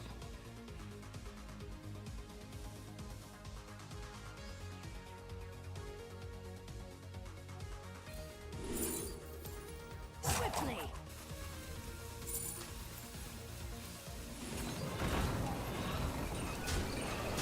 Okay, I need some weapon buffs so then I can keep up with his weapon.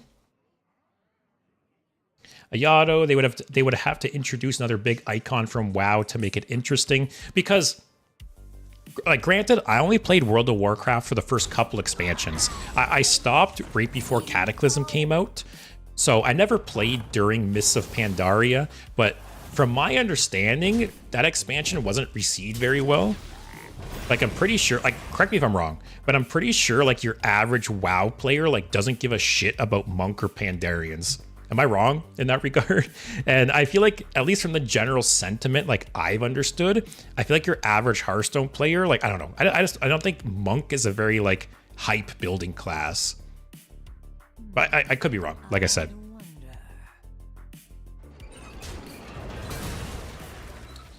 Do I want the taunt or the destruction?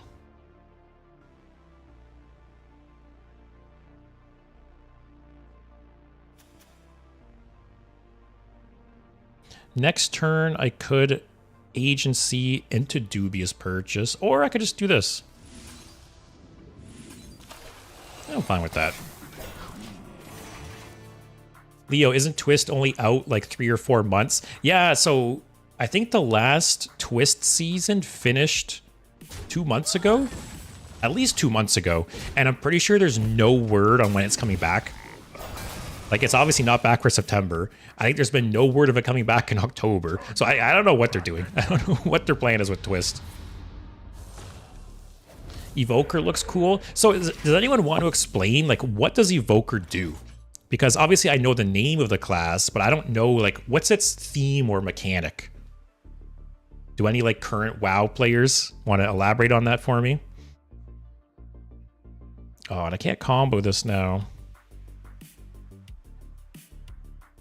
I think I still do it. Draw some cheap spells from, or cheap things from Agency Espionage. Or just draw nothing from Agency Espionage. That's fine.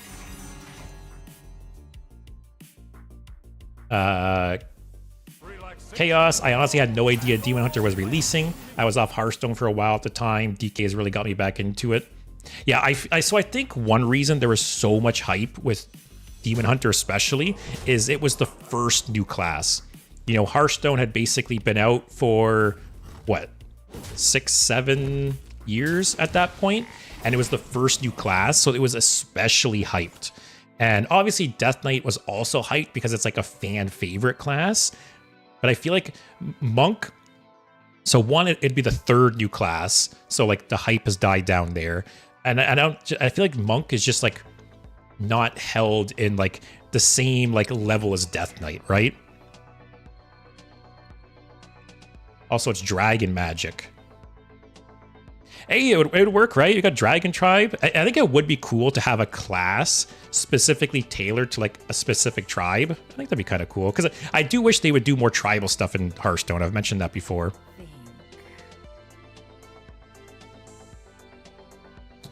I could play this, Misfire, kill 3 things. Okay, also health drink. It's not the worst.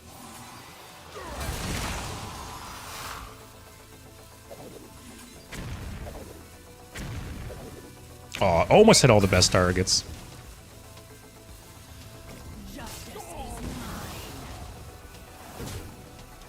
Okay, I really need to buff my weapon next turn though, because his things are getting big. My weapon's still at 2.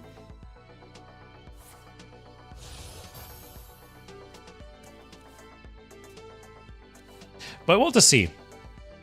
I don't think they'll release Monk next expansion. As much as I wish it wasn't the case, I do think Monk would be next just because it makes the most like logical sense. We'll have to see though. Or, you know, sometimes I read suggestions that people would really like it if they just added a totally new class to Hearthstone, which that'd be cool. Make up something totally new that isn't in World of Warcraft. That'd be neat.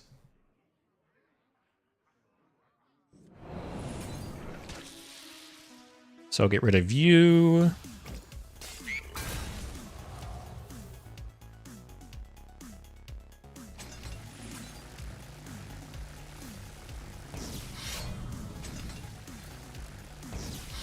Do I? No, I can't smork, right? He's just going to spawn the 7/7. Justice is mine.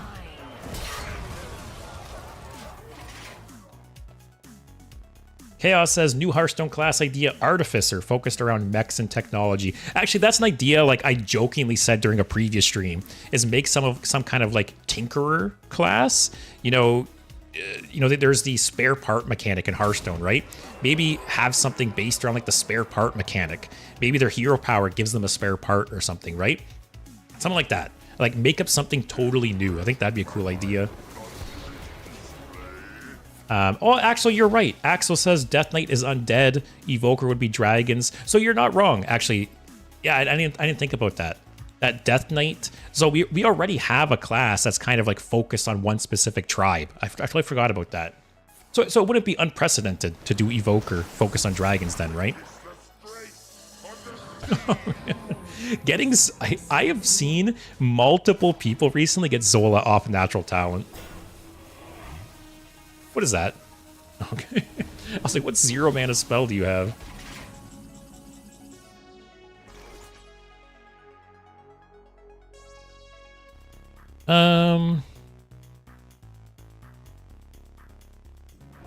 What do I shoot? So heal deals 6. This will deal 6.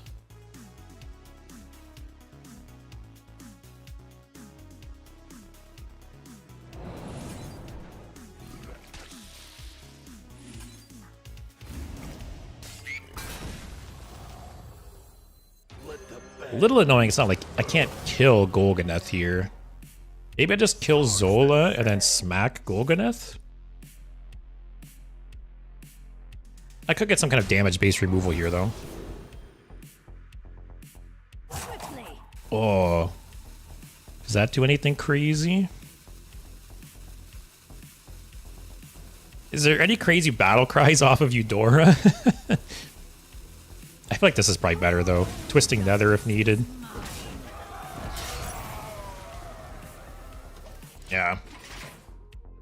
Yeah, like I said, I think, like you said, Chaos, I've been on, like, the same train of thought. That I think some kind of, it can even be, like, the default hero could be, like, a gnome. You know, do it, like, based around, like, mechs and spare parts and stuff, like I said.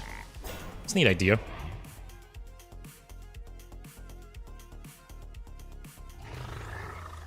Do I Twisting Nether here?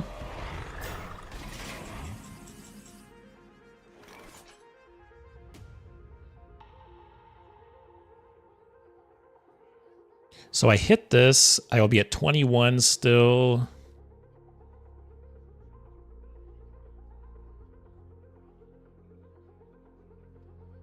He's got 2 0-cost cards in hand. He's got the cheese, which he just got. He's got another Golganeth. I could Eudora, discover a spell.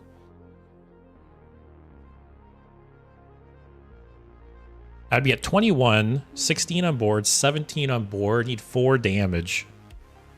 Probably not worth it. It's not worth the risk, right? If he has, like, Thrall's Gift, he could Bloodlust and kill me. I don't think it's worth it.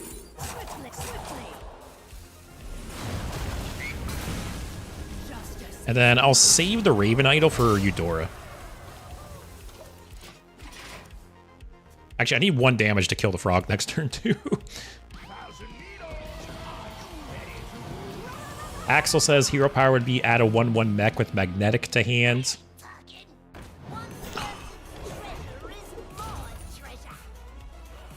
Is this the same game where he dirty ratted out my Maestra as well? Or am I remembering wrong?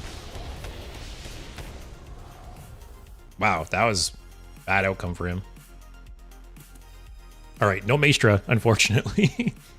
It's the one downside to like not running Shadow Step in this deck is sometimes you get things dirty ratted, and if you had Shadow Step, you could just bounce it and play it still, but there's just not enough things worth... Wow. Oh, he did have Thrall's Gift. See, if I didn't Twisting Nether last turn, he would have killed me with Bloodlust that right there. That's cool. Give me like a weapon buff. Actually, that accomplishes the same thing. Actually, that's really nice. Okay.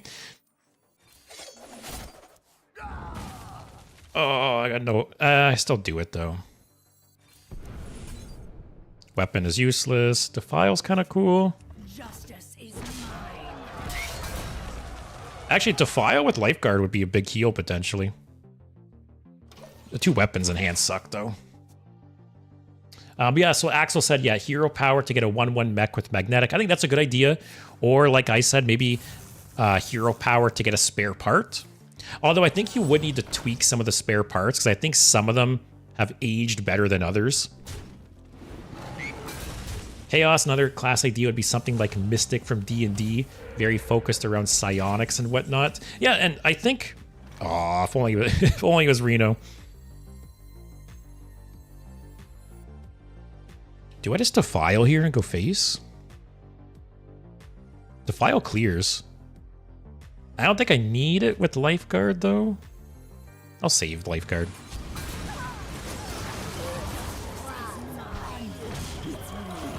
Oh yeah, so like I was saying, though, I think that would be the coolest route to take, is for the next class in Hearthstone, make something totally new.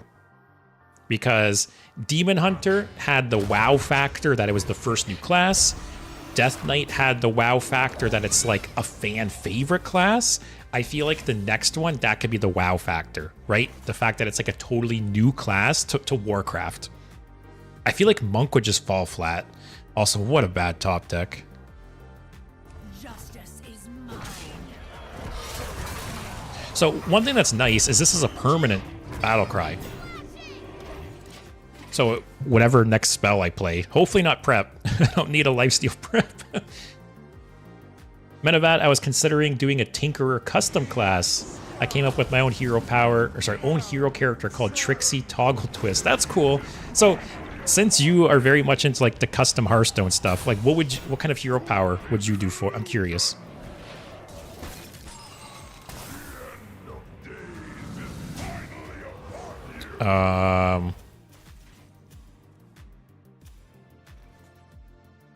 Oh, these top decks are so bad.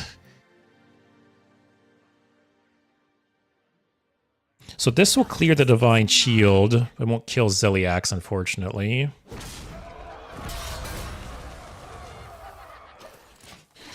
Oh, I need a good top deck. Valera's Gift would be great. Health Drink would be okay. Mic Drop would be good. I have some shit from... Oh, please, like, wipe the board.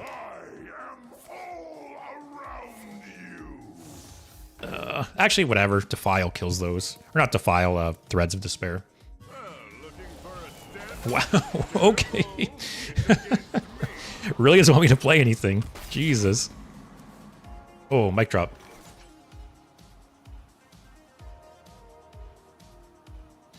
I'm not going to be able to trigger the finale, but do I really need to? I feel like 8 damage pretty much kills everything. All right, lifesteal mic drop, guys. Oh, okay, okay. Oh, okay. I believe Sonya needs 7 mana for this, right? 1 for the initial Valera's Gift, 1 for the initial Deadly Poison, 1 for the second second Deadly Poison. I'm pretty sure. Should I just rip it?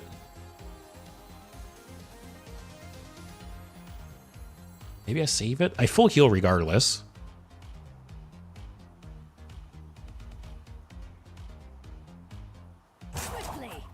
The only problem here is this guy's a Reno deck, right?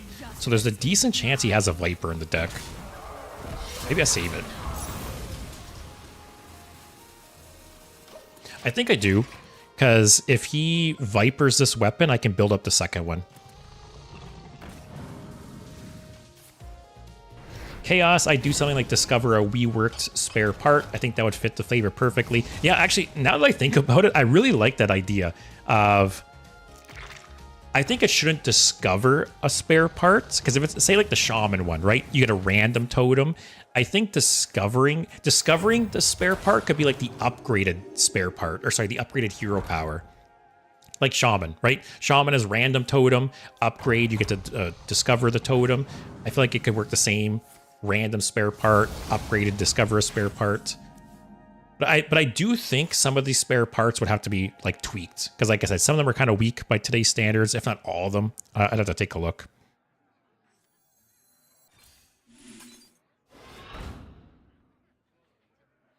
Okay, what else we got here? That puts some shit in his deck. Wow, that was pretty weak. I talked shit about this card when it was revealed, and I'm pretty sure multiple of you guys defended this card. Look at the shitty board. Justice is mine. Guess we're smorking. So yeah, I'll save Sonya Valira's gift either for lethal or if he destroys the weapon. Svenny, no one puts Viper anywhere nowadays, but this is a Reno Shaman, right? I could see a Viper being in this deck. Ayato, why not Sonya into Huddle Up? I could have done that, but I kind of want to save Sonya for the Deadly Poison combo.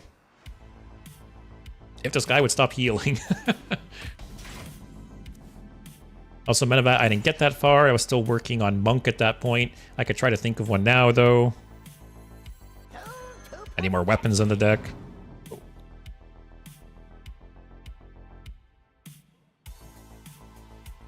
Did any undead die? How does this guy win at this point?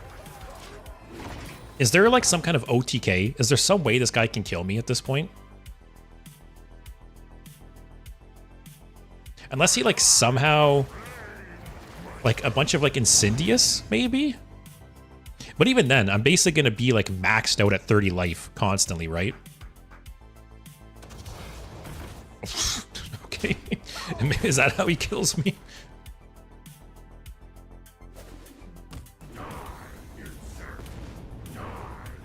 Alright, I need a good top deck here.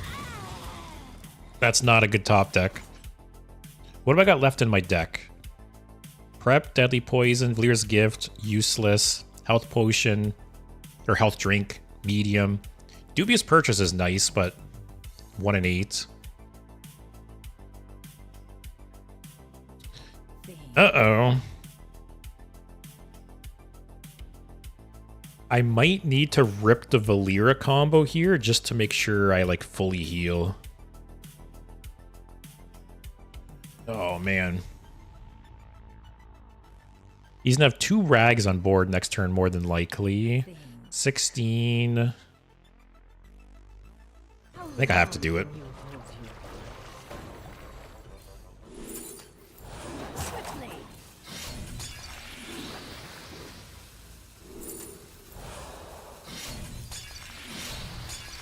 And then play this anyways. Okay, does he have the Viper, guys? That's the question. Although if it does get Vipered, I still have a few more weapon buffs. Not the end of the world.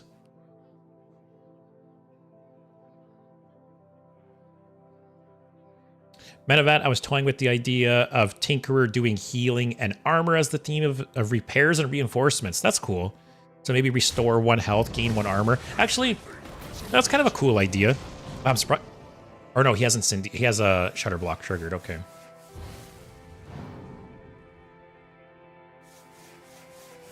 No second rag, which is good. I feel like if I was him... Who said there's no Vipers? Spinny, you're banned. God damn it.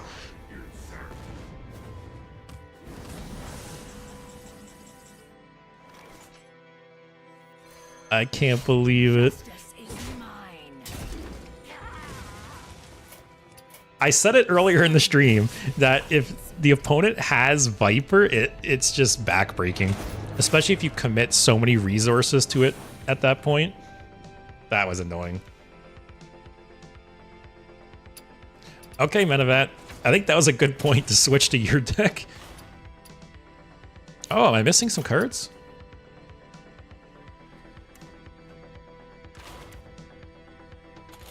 What am I missing? Lobotomizer. What else am I missing? Take that out. Malevolent Strike. Destroy a minion, costs 1 less for each card in your deck that didn't start there. Alright, I'll craft these two. I have a bunch of dust in the bank right now. I have 8,700 in the bank. So, whatever. I'll spin a bit of dust. I'm feeling generous today. So I need 2 more cards. This is a Reno deck. Wait, this is a Reno deck with no Reno? Menevat, what are you smoking, my man? Any other Highlander card we want to add? Is Zephyrs in here? Zephyr? Okay. Should I add new Zephyrs too? Put new Zephyrs in. What can we take out?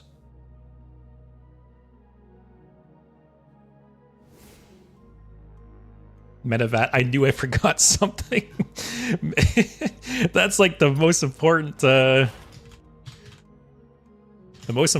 card to add. Alright, got it all sorted out though. Chaos says, Zephyrs or Marut, hardest choice ever. Yeah. Axel, make hero power give armor to minions. That's cool. Yeah, there's no hero power that like buffs minions or any way, right? Like obviously there's some upgraded hero powers that buff minions. You know, Hunter has that one spell to make their hero power like to buff a beast, but none of them by default, right? So that would be like a new area to explore, right?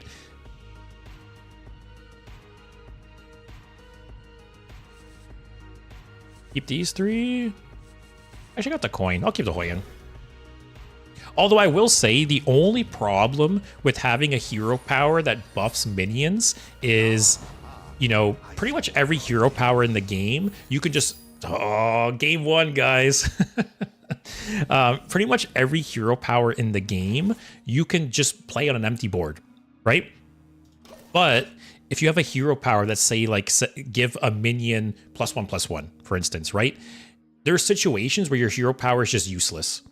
So I almost feel like if they added a hero that had a hero power that buffed minions, it would have to say do X to a minion, or if you don't have a minion, summon a 0/1 or something like that. I think that's the way you could make it work. You want to buy a funnel cake? Where, you know, it's a combo hero power, but it's also like an enabler at the same time. Give 1 armor to a character would be good. Actually, that would work if you instead specify character so you can do it on yourself. That would solve the problem too. Ayato, I've seen so many Reno decks and classes I never expected to see Reno in. It's because Reno's so strong, right? Like even for a little bit, Reno Death Knight was popular, even though Death Knight has no Highlander payoff just because Reno itself is so good. Which it's always so funny to me whenever people in my YouTube comments will be like, oh, Reno's not that good, blah, blah, blah, blah. And it's like, get out of here. I truly think Reno is one of the best cards released in a long time. And like the data supports it, right? Such a good card. Isn't it crazy this card started at 8 mana? Even at 10, it's very strong.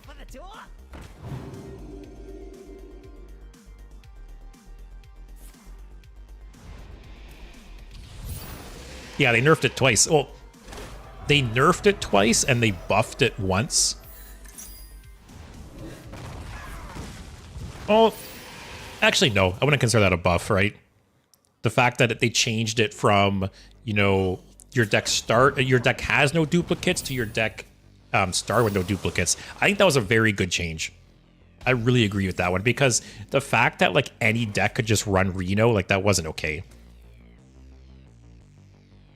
Is there any way I win this match? I don't want to destroy his deck. Actually, this could be some burn, right? Can this go face? No. More burn? Okay, we found our win condition, guys. Our win condition is just let him get low and just kill him. Ayato, feel like Ghoul is the only good hero power still, maybe alongside Hunter. It is true that hero powers have really gone downhill recently.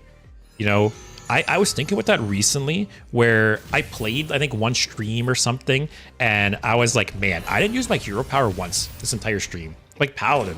Paladin's hero power like used to be pretty decent, right? But any kind of Paladin deck nowadays, you're never hero powering, ever. So yeah, I feel like hero powers definitely could use a buff to bring them into like 2024 standards. Imagine they just buffed every hero power across the board. That'd be kind of cool, actually. Two Piss says make Reno 11 mana. I feel like Reno would still be played at 11 mana. People would find a way. Audio amplifier meta. Axel, it was a good buff against plagues. I agree. As the resident plague hater, I really liked that change for sure. Chaos, still think the Reno change should have been no duplicates in your deck in both deck building and during the game. Well, I guess I could be wrong here, right? But how many times are you playing a Highlander deck where you're adding duplicates to your deck? Like, is there a very like obvious case I'm not thinking of?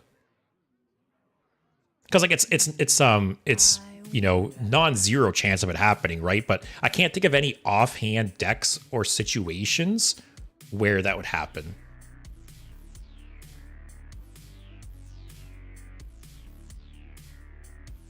Oh, we got Zephyrs too. I wonder. Am I dead on board? 16, 20. Oh, I have a Reno too.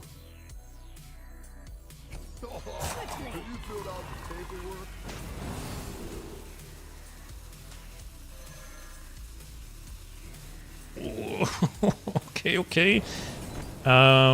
I'll leave this up. Let him hurt himself.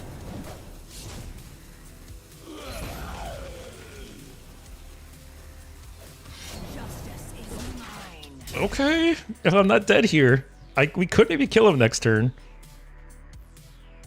Let's see. Chaos, it's so Reno can actually be played around instead of just having it be an uncounterable. Oh, I see what you're talking about, Chaos. So you're saying that they have your opponent has the counterplay still, that if they fill your deck with shit, you can't Reno. I'm assuming that's what you mean. So like plagues and bombs and stuff, they would still counter Reno. That's what you're talking about. I was thinking about like you putting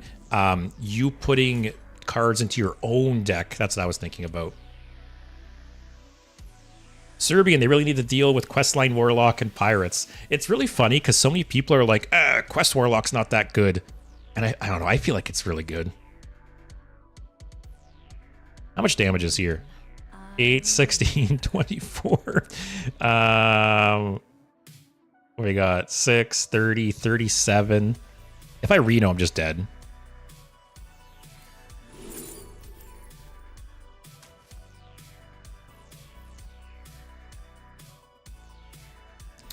But I feel like if he didn't have all these giants, I think I could have won this game.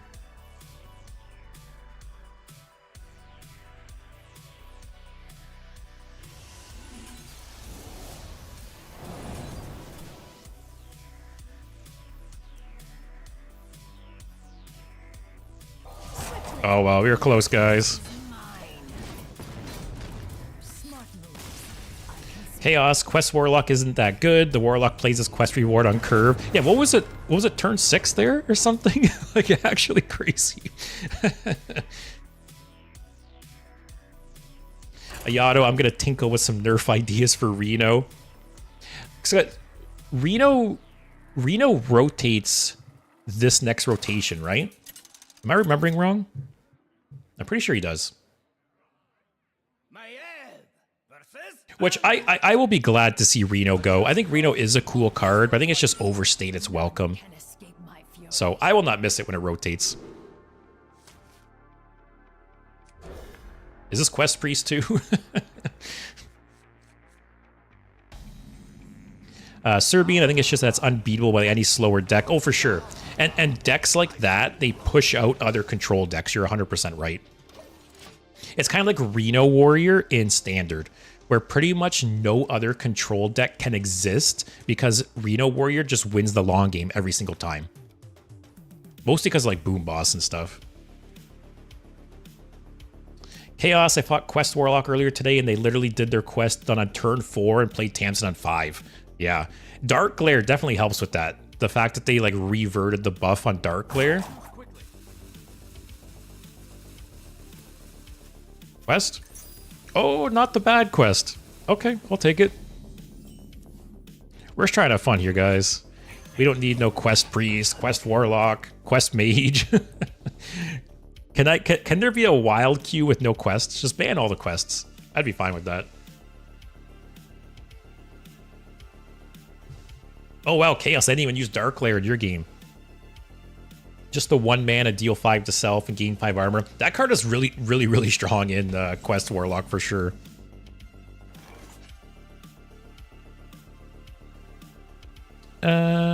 Sure. Give our boy Rush. Ooh, nice. You added in the agency espionage. I was wondering if this is an older deck or not.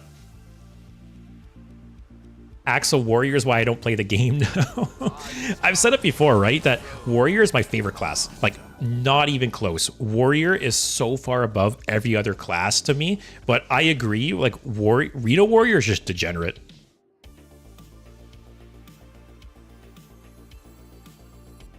Let's see what we get.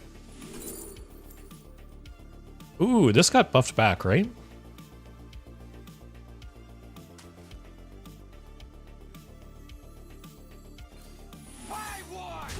Okay. Yato, if there's one thing I'm happy Whizbang gave us, it's the Headless Horseman. That is a really cool card. I've talked about it earlier, right? But I feel like multi-rune Death Knight cards, I hope they come back, and they just need a few good cards, and Headless Horseman's a good example. I do really like that card, but there's like no reason to run it, unfortunately.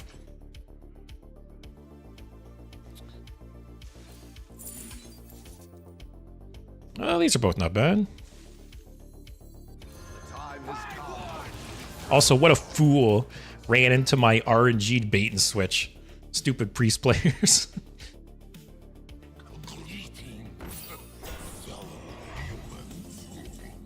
The horse is the one really amazing thing from Whizbangs. Also, man, I have nightmares of this card's voice line still. I do not miss this card. His reign ends now. I miss Tooth and Nefarian. That was a fun card. Grave Rune. What's the other side of this? Draw 2 minions, give them +2/+2. Isn't the other one draw 2 spells, reduce them by 1? Something like that?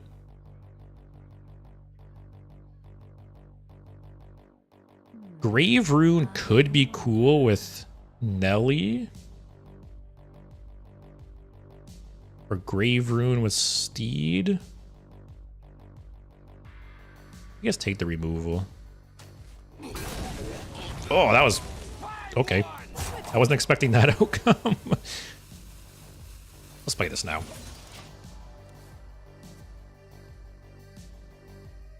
Priest should have played around it. Yeah, like I said, brain dead Priest players. That Rada just does nothing, right? Right?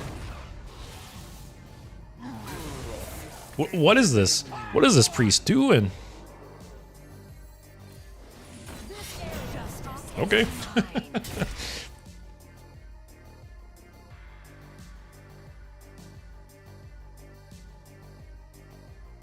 Also, once again, just a reminder that this Monday is my birthday. And as a result, I will be streaming for 12 hours. So I'll be starting around 10 a.m. Eastern time, going to 10 p.m. And I have a bunch of fun stuff planned. I won't be playing Hearthstone for 12 hours, don't worry. So I'll be playing some other games. I have some ideas for some like real life tier lists and all kinds of different stuff. So European viewers, rejoice. You can watch me with the sun up. And if you guys have any ideas, I keep meaning to post something on the Discord about it, but I will definitely do it tonight or tomorrow. I'll post a channel on the Discord for the birthday stream, and you guys can suggest, you know, like ideas and games and stuff to do during that stream, because I'll have 12 hours to fill. And, you know, in no world am I celebrating my birthday by playing Hearthstone for 12 hours. That's not the plan. Buy one! Oh, stupid. I will say, if this deck had Spectral Cutlass, I feel like this deck could outgrind them with the Spectral Cutlass. No, and quickly.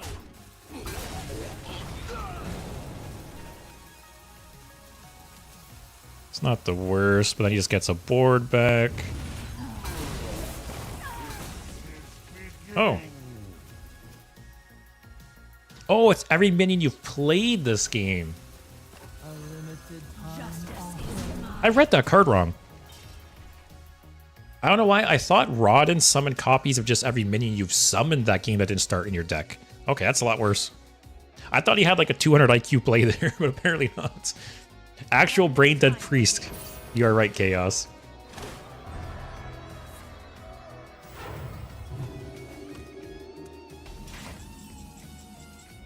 After you play a beast, add a random beast to your hand. That's a beast. What a deal! The damage. Oh, excuse me. The damage doesn't matter here because he has Amara in hand. So I'll just do this. She won't fight.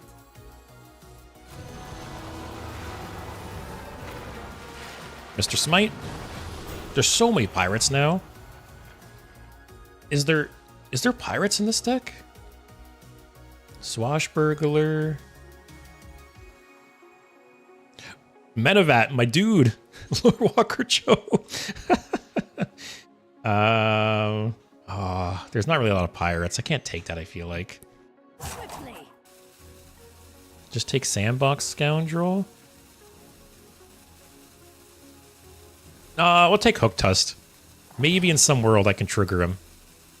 Okay, there's another pirate. Okay, there's Mr. Smite. That doesn't matter. Stealth for 1 turn. After you cast a spell, summon a tiger with stats equal to its cost. That's cool. That plus Stegodon. Or Spike Ridge. It summons a Stegodon, that's what I was thinking of. Hook Tusk, my beloved. I keep wanting to play like a Hook Tusk deck in Wild, because there's some really funny shit you can do with it. Medevat says Cho to get spells from your opponent's class, of course.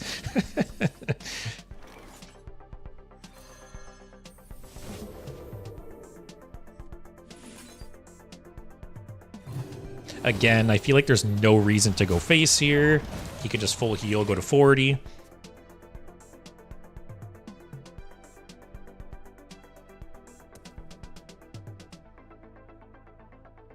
I have to say, Medevat, I should set a nickname for you on the deck, the Discord. Oh, why? Okay, no Hook Tusk, I'm afraid.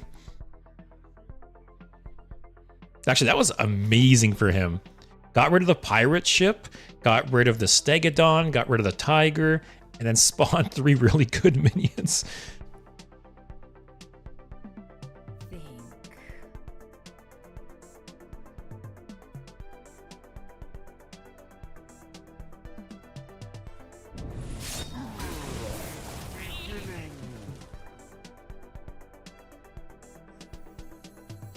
All right, let's see. All right, academic espionage. All right, parlay. Give me something good. That's not bad. I'll take it.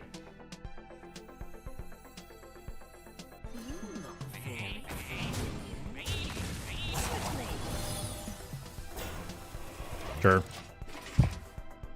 The priest has acquired a brain cell. Oh, sorry. Before I lost my train of thought, I was going to say, Metavat, I should give you the title of like Master Deck Builder in the Discord. I know I make fun of your deck sometimes, but you make some really funny decisions. Don't get me wrong.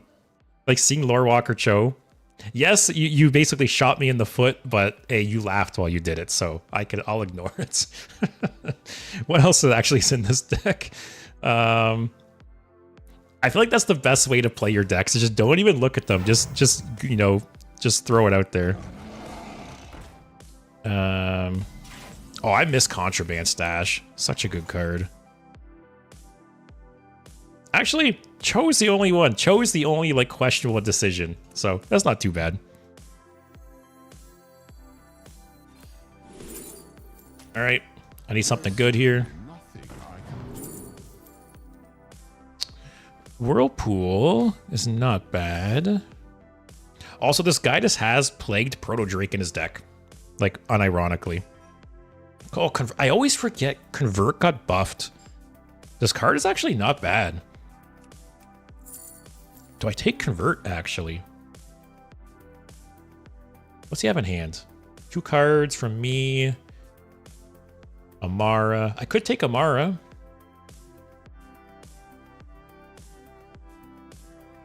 I feel like I could use Zephyrs as a board clear if I need it. Convert's fun.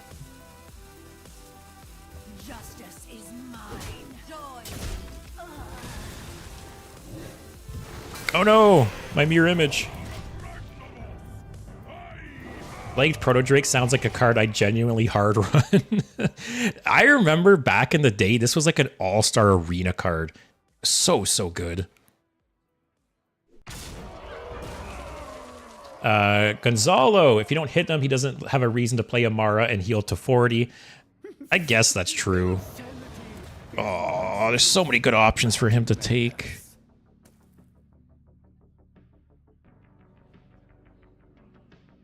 Zephyrs is probably the worst one.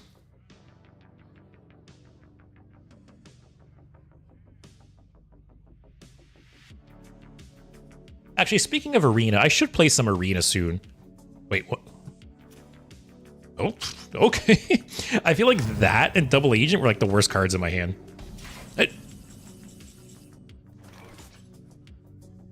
Did this priest just like minus 10 brain cells? Okay. I will take my own Theotar and my own Proto Drake. What?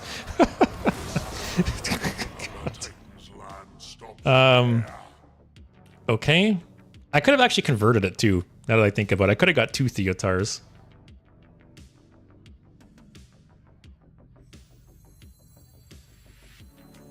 I think I'll wait, because there's a lot of cards in my hand I don't want to lose. Like, say I get the swap option, right? And I get, like, Reno, Zephyrs, and Proto Drake. Like, that sucks. Let's do this first. Get some fodder. Okay, I'll steal another spell. Oh, man. Oh, so good. Big Soulmere. All right, Metavat. This is turning into a game. Steal the Amara. Yeah, I think it'd be really nice. Man, I feel like Wild. I feel like every time I queue into Wild, either I play against like the sweatiest of the sweaties, or I play against this. Which, if I could only queue into decks like this, I would love it. Because like he's obviously just playing like fun, stupid shit too, right? Play the last non-rogue card. That with Soulmere would be nice. Oh yeah. 2 piss. Convert the Benedictus. Yes, you are. Oh man, this game's 60. This game's never gonna end. Oh man. Now do I see Theotar? I got enough shitty cards in my hand. Okay, get a Mar. Yeah. Decline. Swiftly. Yeah, we'll chill. Chaos loves dumb, stupid shit. It's so fun. Yeah, that is like, that should be like the subtitle on this channel. It's like Apollo, dumb, stupid shit. For real. Like I said, the only annoying thing, right, is that so many times I will try and play fun decks like this, and all I queue into is like sweaty, sweaty, sweaty decks. I've had streams where I lose like 75% of my games. And sure, the 25% where the deck does what I want it to, and like I pop off, it's always fun, but it's not fun just running into like tier 1 after tier 1 and losing so many games. Yato, we're in for a long night, apparently. Menevat, last week when I played this deck, this exact same thing happened. It turns off your Highlander, but it's worth it for the fun. Oh, I totally forgot. Yeah, it does turn off Highlander. That's okay. I have Amara, so I don't need Reno. And Zephyrs, I got Soulmere. Probably okay.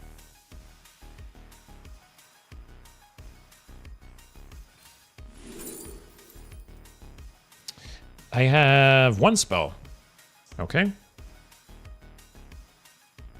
Oh, that's an undead. Resurrect that. Do I Soulmere here? That is the question. I'm left with an 8/8 taunt.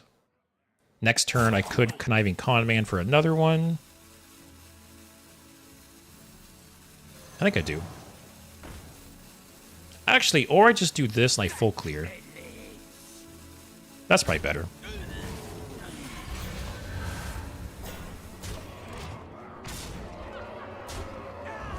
So then next turn, if possible, I can play the Proto Drake. And then turn after that. Oh my god. Oh, I got Soulmere though. Okay. Trade into one of these. Oh, it doesn't die though. I should trade it into the 5/5. It's okay. It's okay. Everything's okay. Alright, I got the Sylvanas. Kind of sucks not getting the Proto Drake, but... Steal the Proto Drake or one of the 2/6s. Okay. Oh my god, what is happening? Okay. Do I just chill?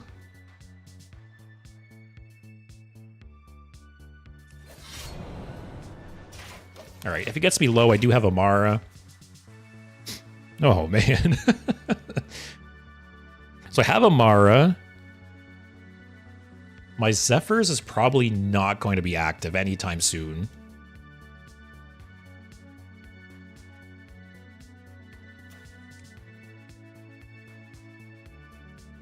It's something juicy. Oh, that... Okay. Got 20 damage on board. Oh, trading. Trading's good. Oh, can I draw like a big spell to get a... Wow. Trust no one. Not even me. Oh, man. I can just play my own. Play my own, play taunt. Oh, that's actually, that was a really good top deck, actually. Play both of these. I don't want to play this because it'll dilute the undead pool for this. Kill you. Kind of the nice thing about the Divine Shields is these won't die. So, you know, whatever the 7-drop is, won't happen. This deck is just the epitome of fun. That's exactly the kind of decks I like to play, right? Actually, that was a nice buff, making him double trade there.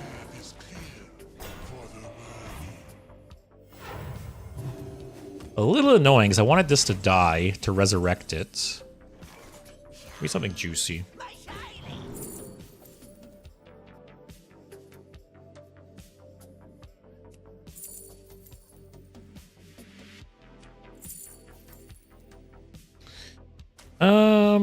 Do I want to shoot that?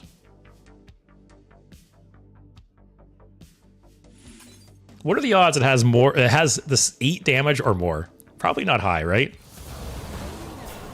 Oh, okay. That was a really good option. Okay.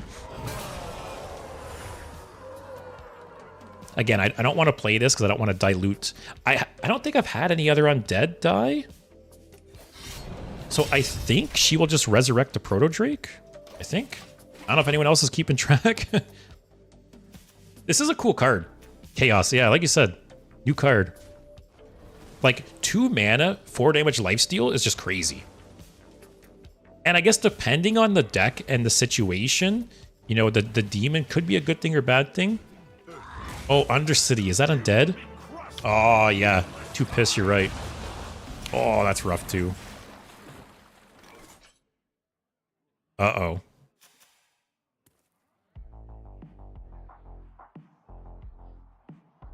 Uh-oh. I really wish Zephyrs was active right now. Okay, if it resurrects Undercity, I'm really hurting. If it resurrects Proto Drake, a little bit better. Fingers crossed, guys. Okay. The Paladin stealth thing is also an undead? Oh, is it? Interesting. That's could be worse. Wow, we both got real shitty outcomes from that. Like, how bad is the average 7 drop now?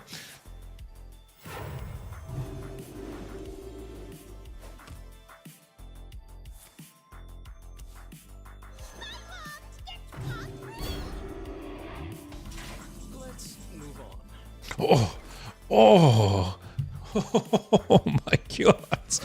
I basically lost all hope for this game. Is that like the only thing that could have saved me there? Because there's nothing else from my deck that could have saved me there. I maybe could have top decked like Whirlpool or something from like his deck. Wow. Actually insane. Oh my god.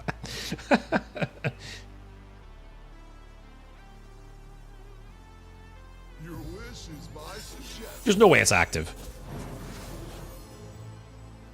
Got 51 cards in your deck. No duplicates. How's mine not active then? So there must be like 1 or 2 duplicates in the deck, and he just got lucky and drew them.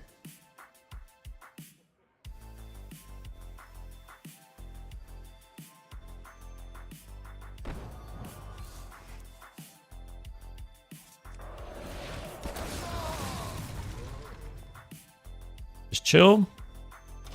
No rush. Top deck moment, yeah.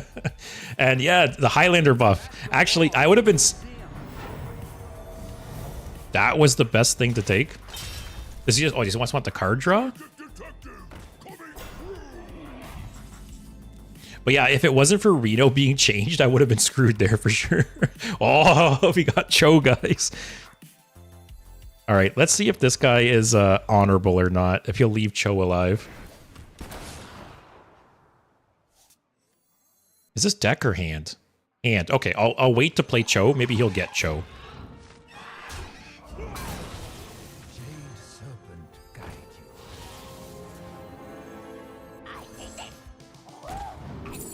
Ooh, okay, okay.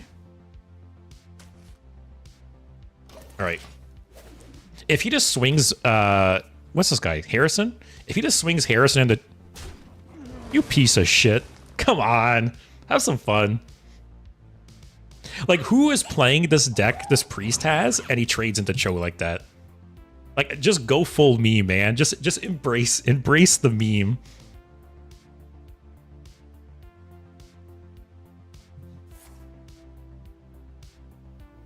$200 IQ priest. Also, Chaos, they copied your deck, which is Reno Rogue. Then you copied theirs, which had all of your cards in it. Oh, so I have like 2 times of a bunch of cards. So there's another Reno in my deck, right? I feel like this game's just turning my brain to mush. Hunter secret. There's so many secrets, like the whole left side of the screen is such secrets.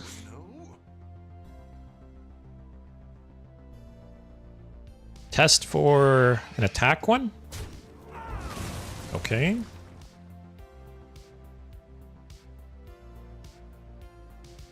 What would stop Sunset Volley?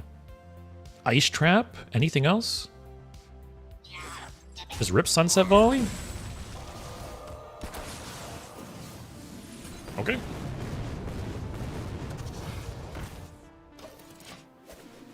Boo, bad priest, boo.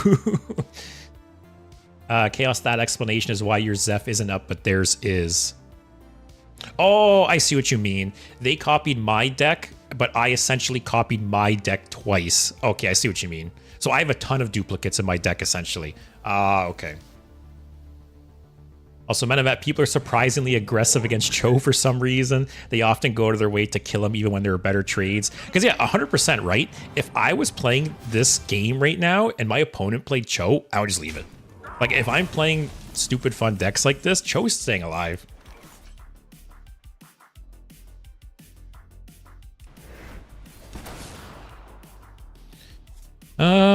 Reduce their cost by 2.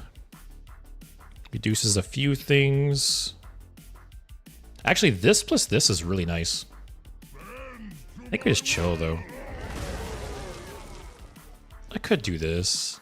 It reduces Mal'Ganis, Amara, and the Brain Masseuse. And it just gets something on the board. I'll do that.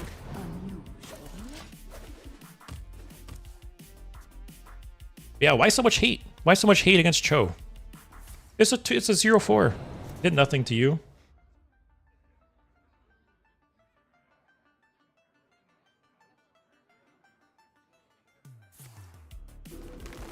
So we know he has a Reno, though.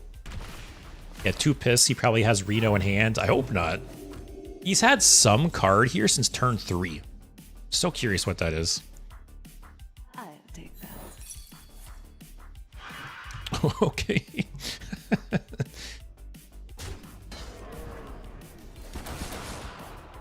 Oh, I should have did this first. Whatever. I'll hold on to it. Maybe it'll be relevant later on. All right, remember Menevat, when I said I'd switch to your deck for the last hour? I actually meant I'd switch to your deck for 1 game. God.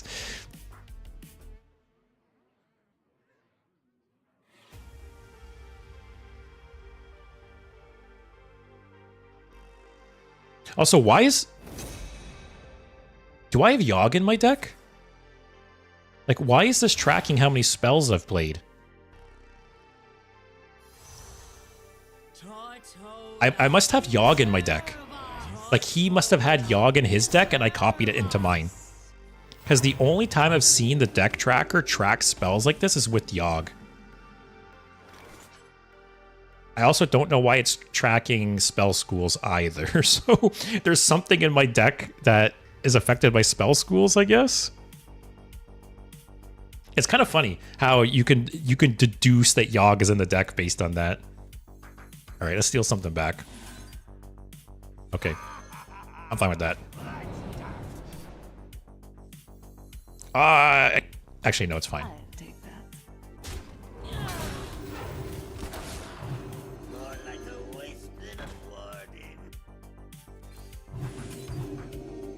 All right, we'll just chill.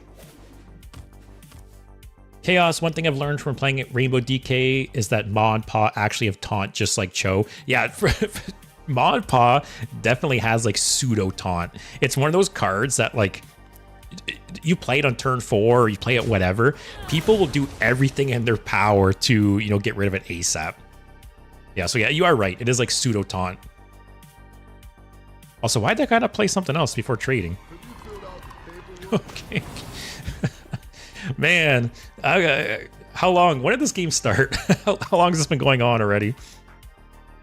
This game actually could tie. Like, this game could go to time, and we just, you know, tie. Which, that would be a funny way to end the stream. Because actually, let me turn on the turn timer. We can keep track. I think it's like 50 or 60 turns or something. Is it this? Yep. All right. Games are going on about half an hour now. Is there a way to see the turn timer? Does anyone know? In Hearthstone Deck Tracker, is there a way to turn on, like, to see what turn it is?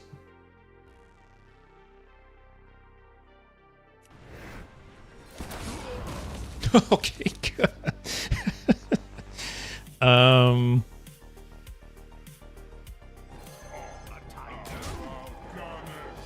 All right, I have Rush plus buff if I need it. I have Reno as a board clear if I need it. I got some removal here. I got Amara for healing. Like, I am going nowhere anytime soon.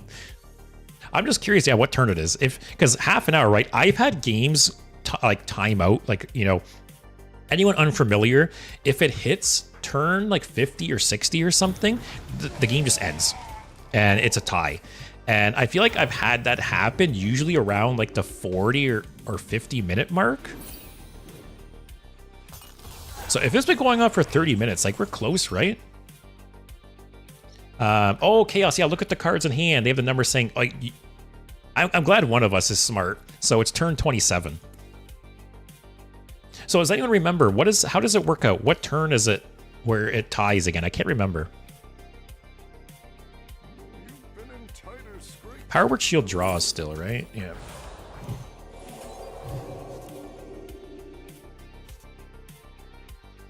Although he's kind of low on cards, right? Should I just pressure him?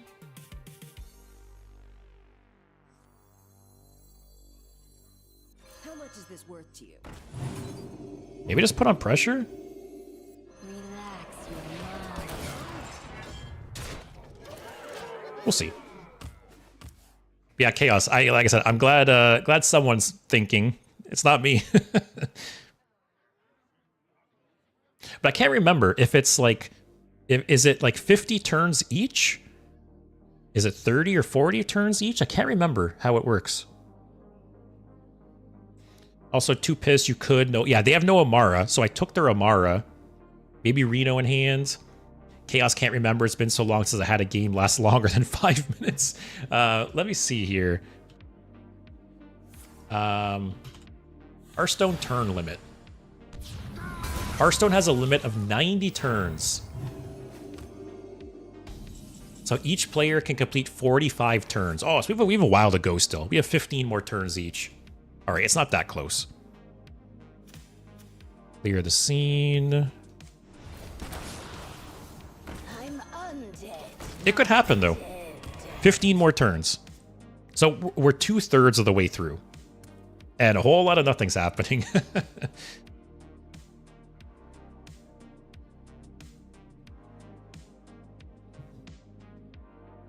We'll hide the time. We'll keep it a suspense. We'll check up on it a little bit. Also, I really want the draw and the discover hero powers here. Wow. All right, well, let's keep it going. I'm so curious what this card is from turn 3. Like, what have you held on to for 30 turns now? It could be Reno, actually. It could be Yogg. It could be some kind of like Hail Mary card, actually.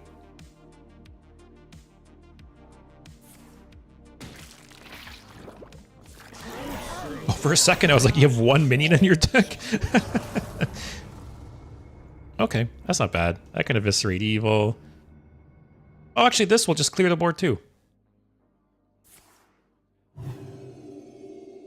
That's actually fine. It trades, and then the board clears. Summon copies of all demons you control. Okay. Oh, or just do this. Oh, but then this clears anyways. There's no difference, I guess. Actually, with this, I can at least deal 2 more damage to face, for what it's worth. Oh, I am a dumbass. Whatever, it's fine. I feel like there's never going to be an opportunity I can get any value out of that. But like I said, so my guess, let's take bets here, guys. I think this card here, it is either Reno or Yogg. That's my guess. Also, Humongous Owl is just in their deck.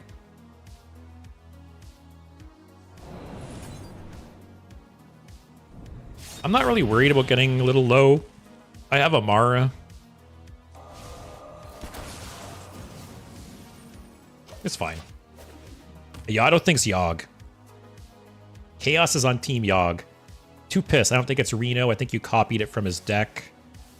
The card is probably Zyrella. Oh, Zyrella would be crazy, actually. He's played quite a few Death Rattles. But yeah, my guess is Yogg. I think that's what it is. Because, like I said, the fact that I'm tracking my spells here, I'm pretty sure I copied a Yogg from him. Okay, doing the job for me. Okay. I will say, though, guys, if I draw Yogg, I'm just ripping it. I don't care what the situation is, we're just ripping Yogg. I'm at 32 spells. I won't even think about it. I will draw Yogg and just rip it.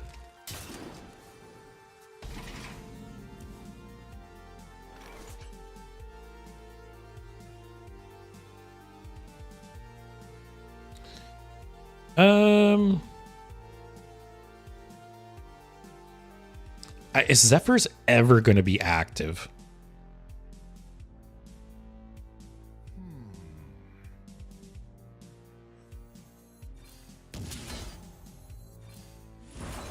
I don't, man. Because, like, I thought about playing Zephyr's there and playing Valen's Chosen on it, but there's a non-zero chance, right, that Zephyr's could be active again at some point.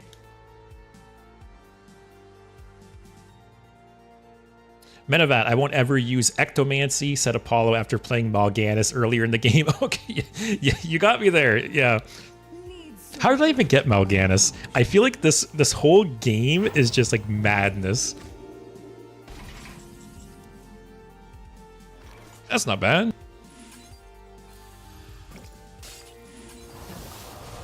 So, my guess is this game's gonna go one of two ways.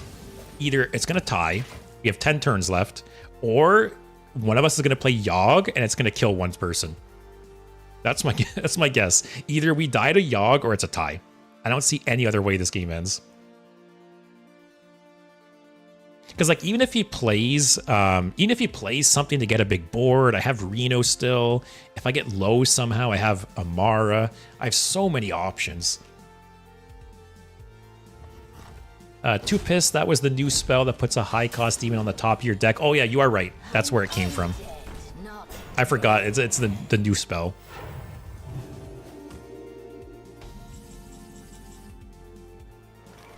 Okay, just get my own Zyrella. How many things have I had die? I feel like I'm thinking about things that happened that feel like they happened yesterday and they happened in this game. Like, this is the game where I had, like, Proto-Drakes die and stuff, right? That wasn't last game, right? This game's been going on for so long. I'm pretty sure it's this game. Oh, Rodden! I have had so much stuff happen this game. Alright, let's see what happens. Oops. Oh, actually, that triggering first is really nice before the board fills. Good old Dr. Boom.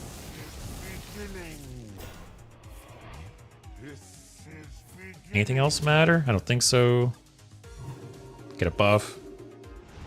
So the question here... Does he have Reno in hand? Oh, can my hero power switch? So does he have, like, Reno or something? Or a board wipe? What's he gonna do?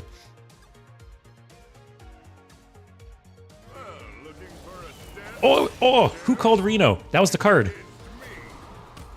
That was the turn 3 card. Okay. I was on the Yogg train. Most of you guys were on the wrong Yogg train. Too pissed said, I don't think it's Reno. We were all wrong. Oh, I really want to draw Yogg. This game's over in 10 turns.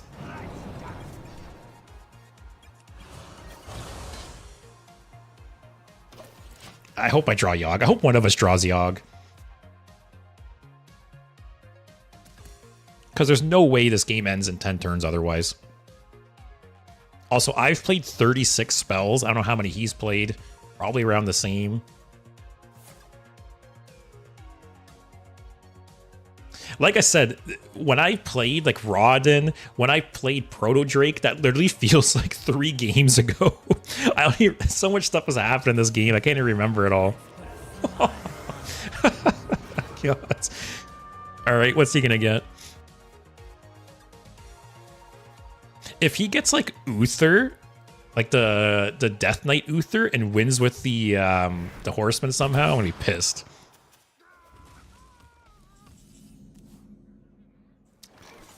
Come on, Yogg. Yeah, I want card draw. Give me card draw. Give me Yogg. Oh, if this pulls out Yogg, I will be furious. Oh, okay, okay. Let's do this. Welcome to the exhibit.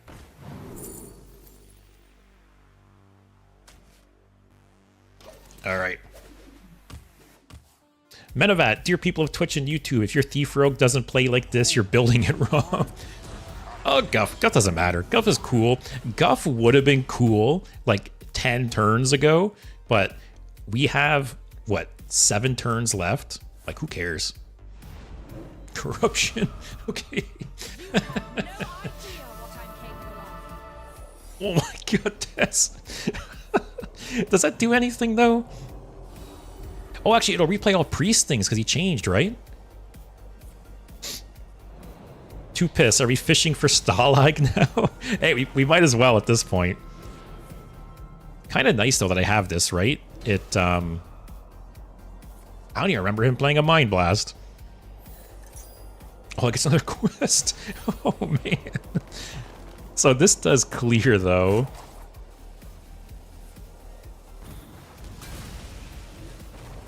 Okay.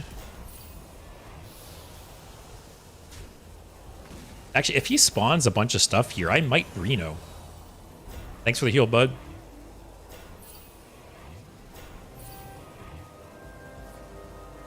Oh, you fool! Your hand's full. No Amara for you. Yeah, I'm just gonna Reno here. Play it safe. Actually, oh my god! Look at how many cards it played. How small these cards are. Are these Hearthstone cards for ants? Oh, hey! I got another Ectomancy. Who called me out? Menavat. Actually, if I didn't have Reno here, this could have been a little bit rough. Actually, does Lord Goffrey clear? Wait. 1? Wait. No, this will die. And he'll bat this back up. So he'll have an 8/8 left, right? Do I care?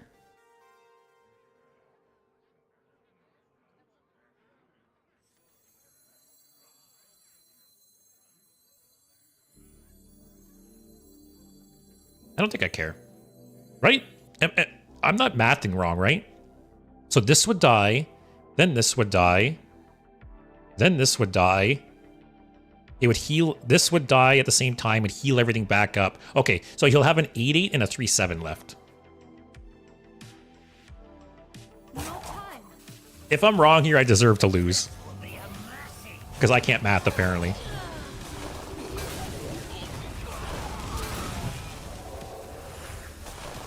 Okay, I did math wrong, but it worked out for the better.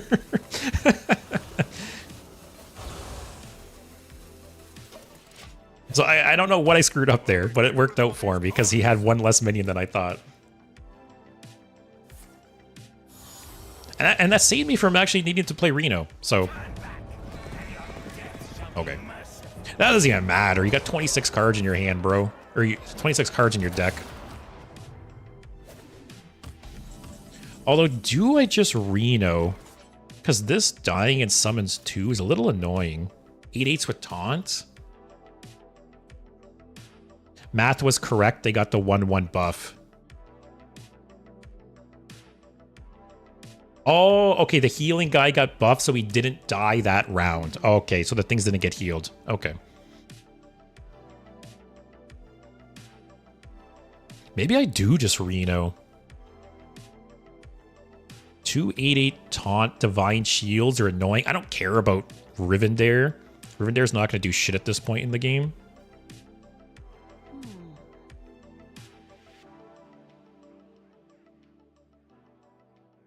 Or I just do nothing and I wait a turn.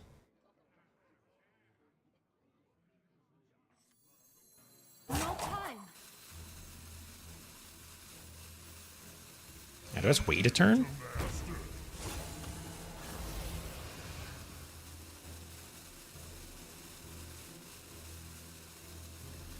Should I just rip this Ectomancy too?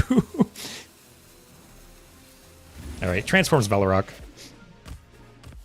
Chaos, I loved Rivendare, but it never worked out for me. Yeah, Rivendare was such a cool card. You know, for anyone who watches my streams, I love, like, stupid-ass win conditions like this. You know, this, like, Wheel of Death, anything like that. Any kind of effect that just says, like, win the game. Even if it's, like, super janky, I love it. And I had moderate success. Doesn't matter. I'll Reno probably. Wait, what?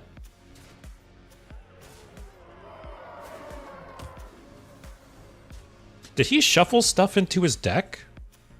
Like, how his Highlander cards were active and this Zephyr's... Like, what? Didn't he play Reno or Zephyrs or something and it was active and then this one's not active? I'm confused. 2 Piss is also lost. I'll just do this. Looks like a tie, guys, unless one of us draws Yogg. Turn 40. Five more turns, guys. What's the turn timer at? We are at 45 minutes. Okay. But yeah, like I was saying, Chaos. Yeah, Rivendare was such a cool card. I probably played it more than I should have because it was just a fun card. And when you did pull it off, even though it was rare, it was so cool. I might Amara here.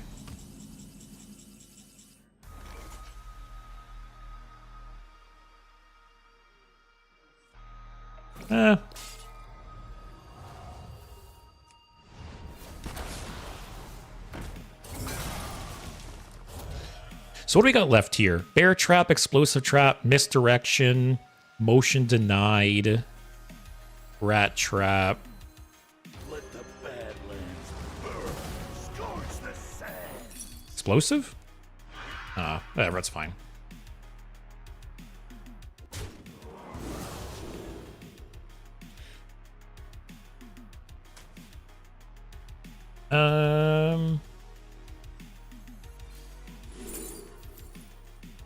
Sure, let's shuffle more shit in our deck, guys.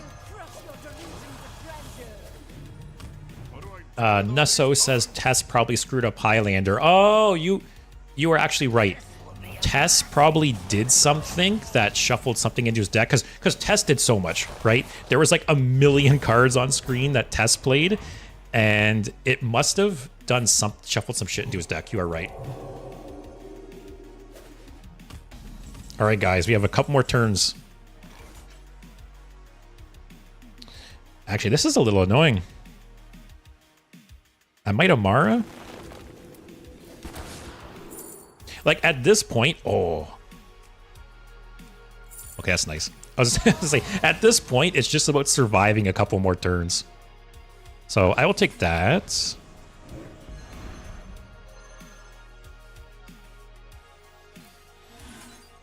Okay. I still can't believe... If this guy has Yogg in his hand and doesn't play it before the game ends, I am so upset. Because like I said, if I draw Yogg, I'm just ripping it. Also, we are now back to a standard deck size, guys. We are 45 minutes into this game with 28 cards in our deck. So funny. Chaos, we need Yogg. Yes, I will be very, very bummed if this game doesn't end in a Yogg on either side. What does he got? 19 cards. I'm up to 45 spells. Oh, that was a good one to steal. He's probably going to play it, right? Just play it, yeah. I better not lose after all this, man.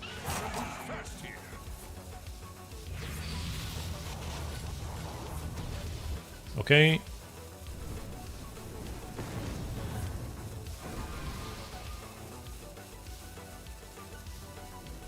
So I could Amara into Kun, be at 50 life.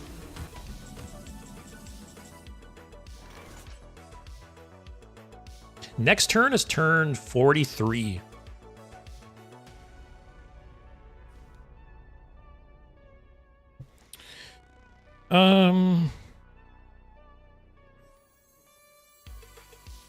Yeah, I do that. And then the question is, do I draw? Do I draw? Do I armor? Do I play Owl?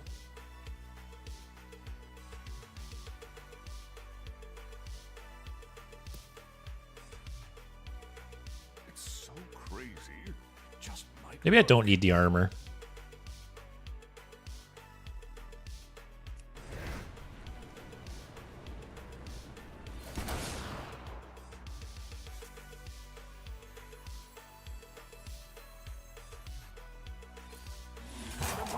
Oh, that was a good hit.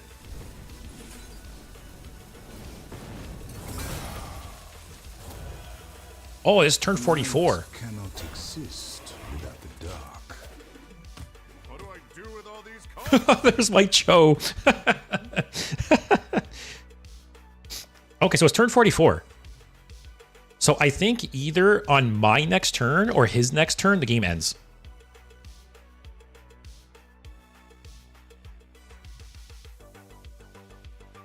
You could have duplicated the 8/8 demon. Oh, yeah. See, once again, I threw that spell out there. I shouldn't have. Metabat, it tracks the overall turns. Yeah, so it's 89 turns. So when player 1 has completed 45 turns and player 2 has completed 44 turns. This is their 44th turn. So I don't know who started. I don't know who's player 1 or player 2, but either it's going to end right now or their next turn is going to end. So we'll see. Okay, so I am 99% sure the game is just going to end on his next turn.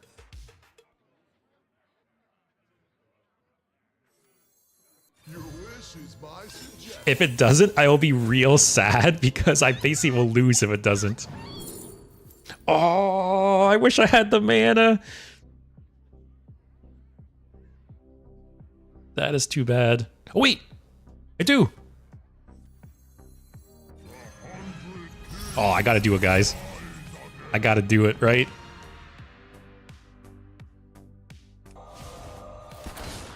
My heart's like pumping.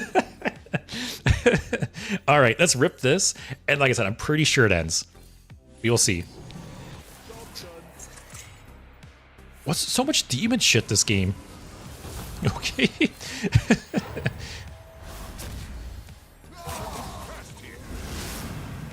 It's a pseudo, yeah, chaos. I will take it. It is a pseudo Yogg. Oh, bad order.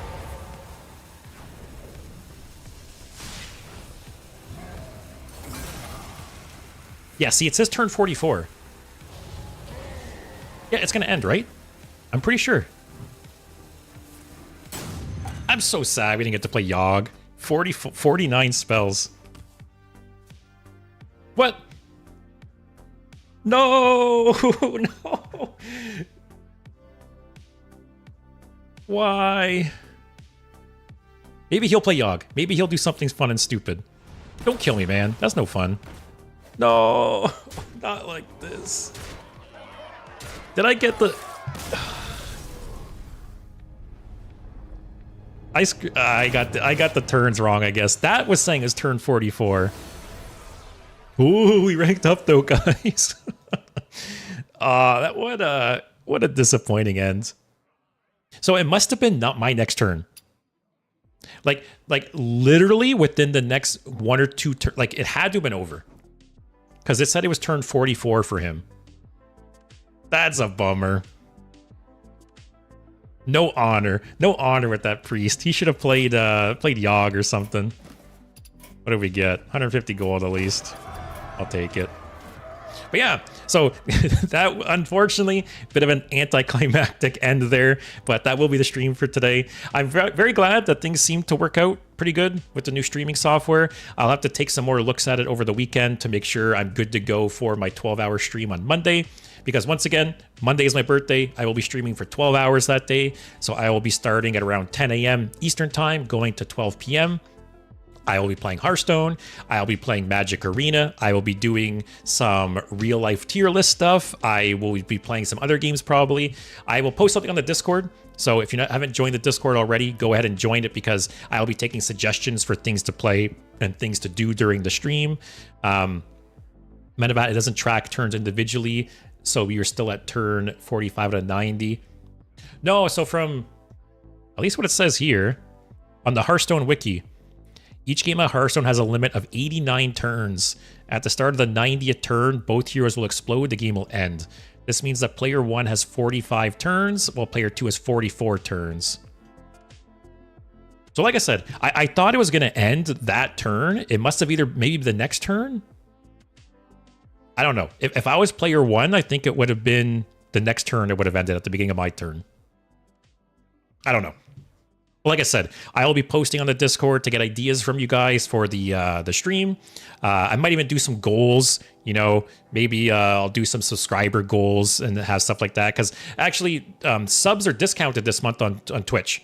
So I think they're like 25% off or something. So I'm not going to be like greedy and be like 50 subs gets me this and this. But maybe I'll do some fun goals for like 1, 5, and 10 subs or something. I don't know. We'll have to see. But anyways, thanks for tuning in. I hope you guys enjoyed. Had some really fun games today. Hopefully you guys have a good weekend. Hope you guys have a good night. I will see you on Monday to wish me happy birthday. But take care, everyone.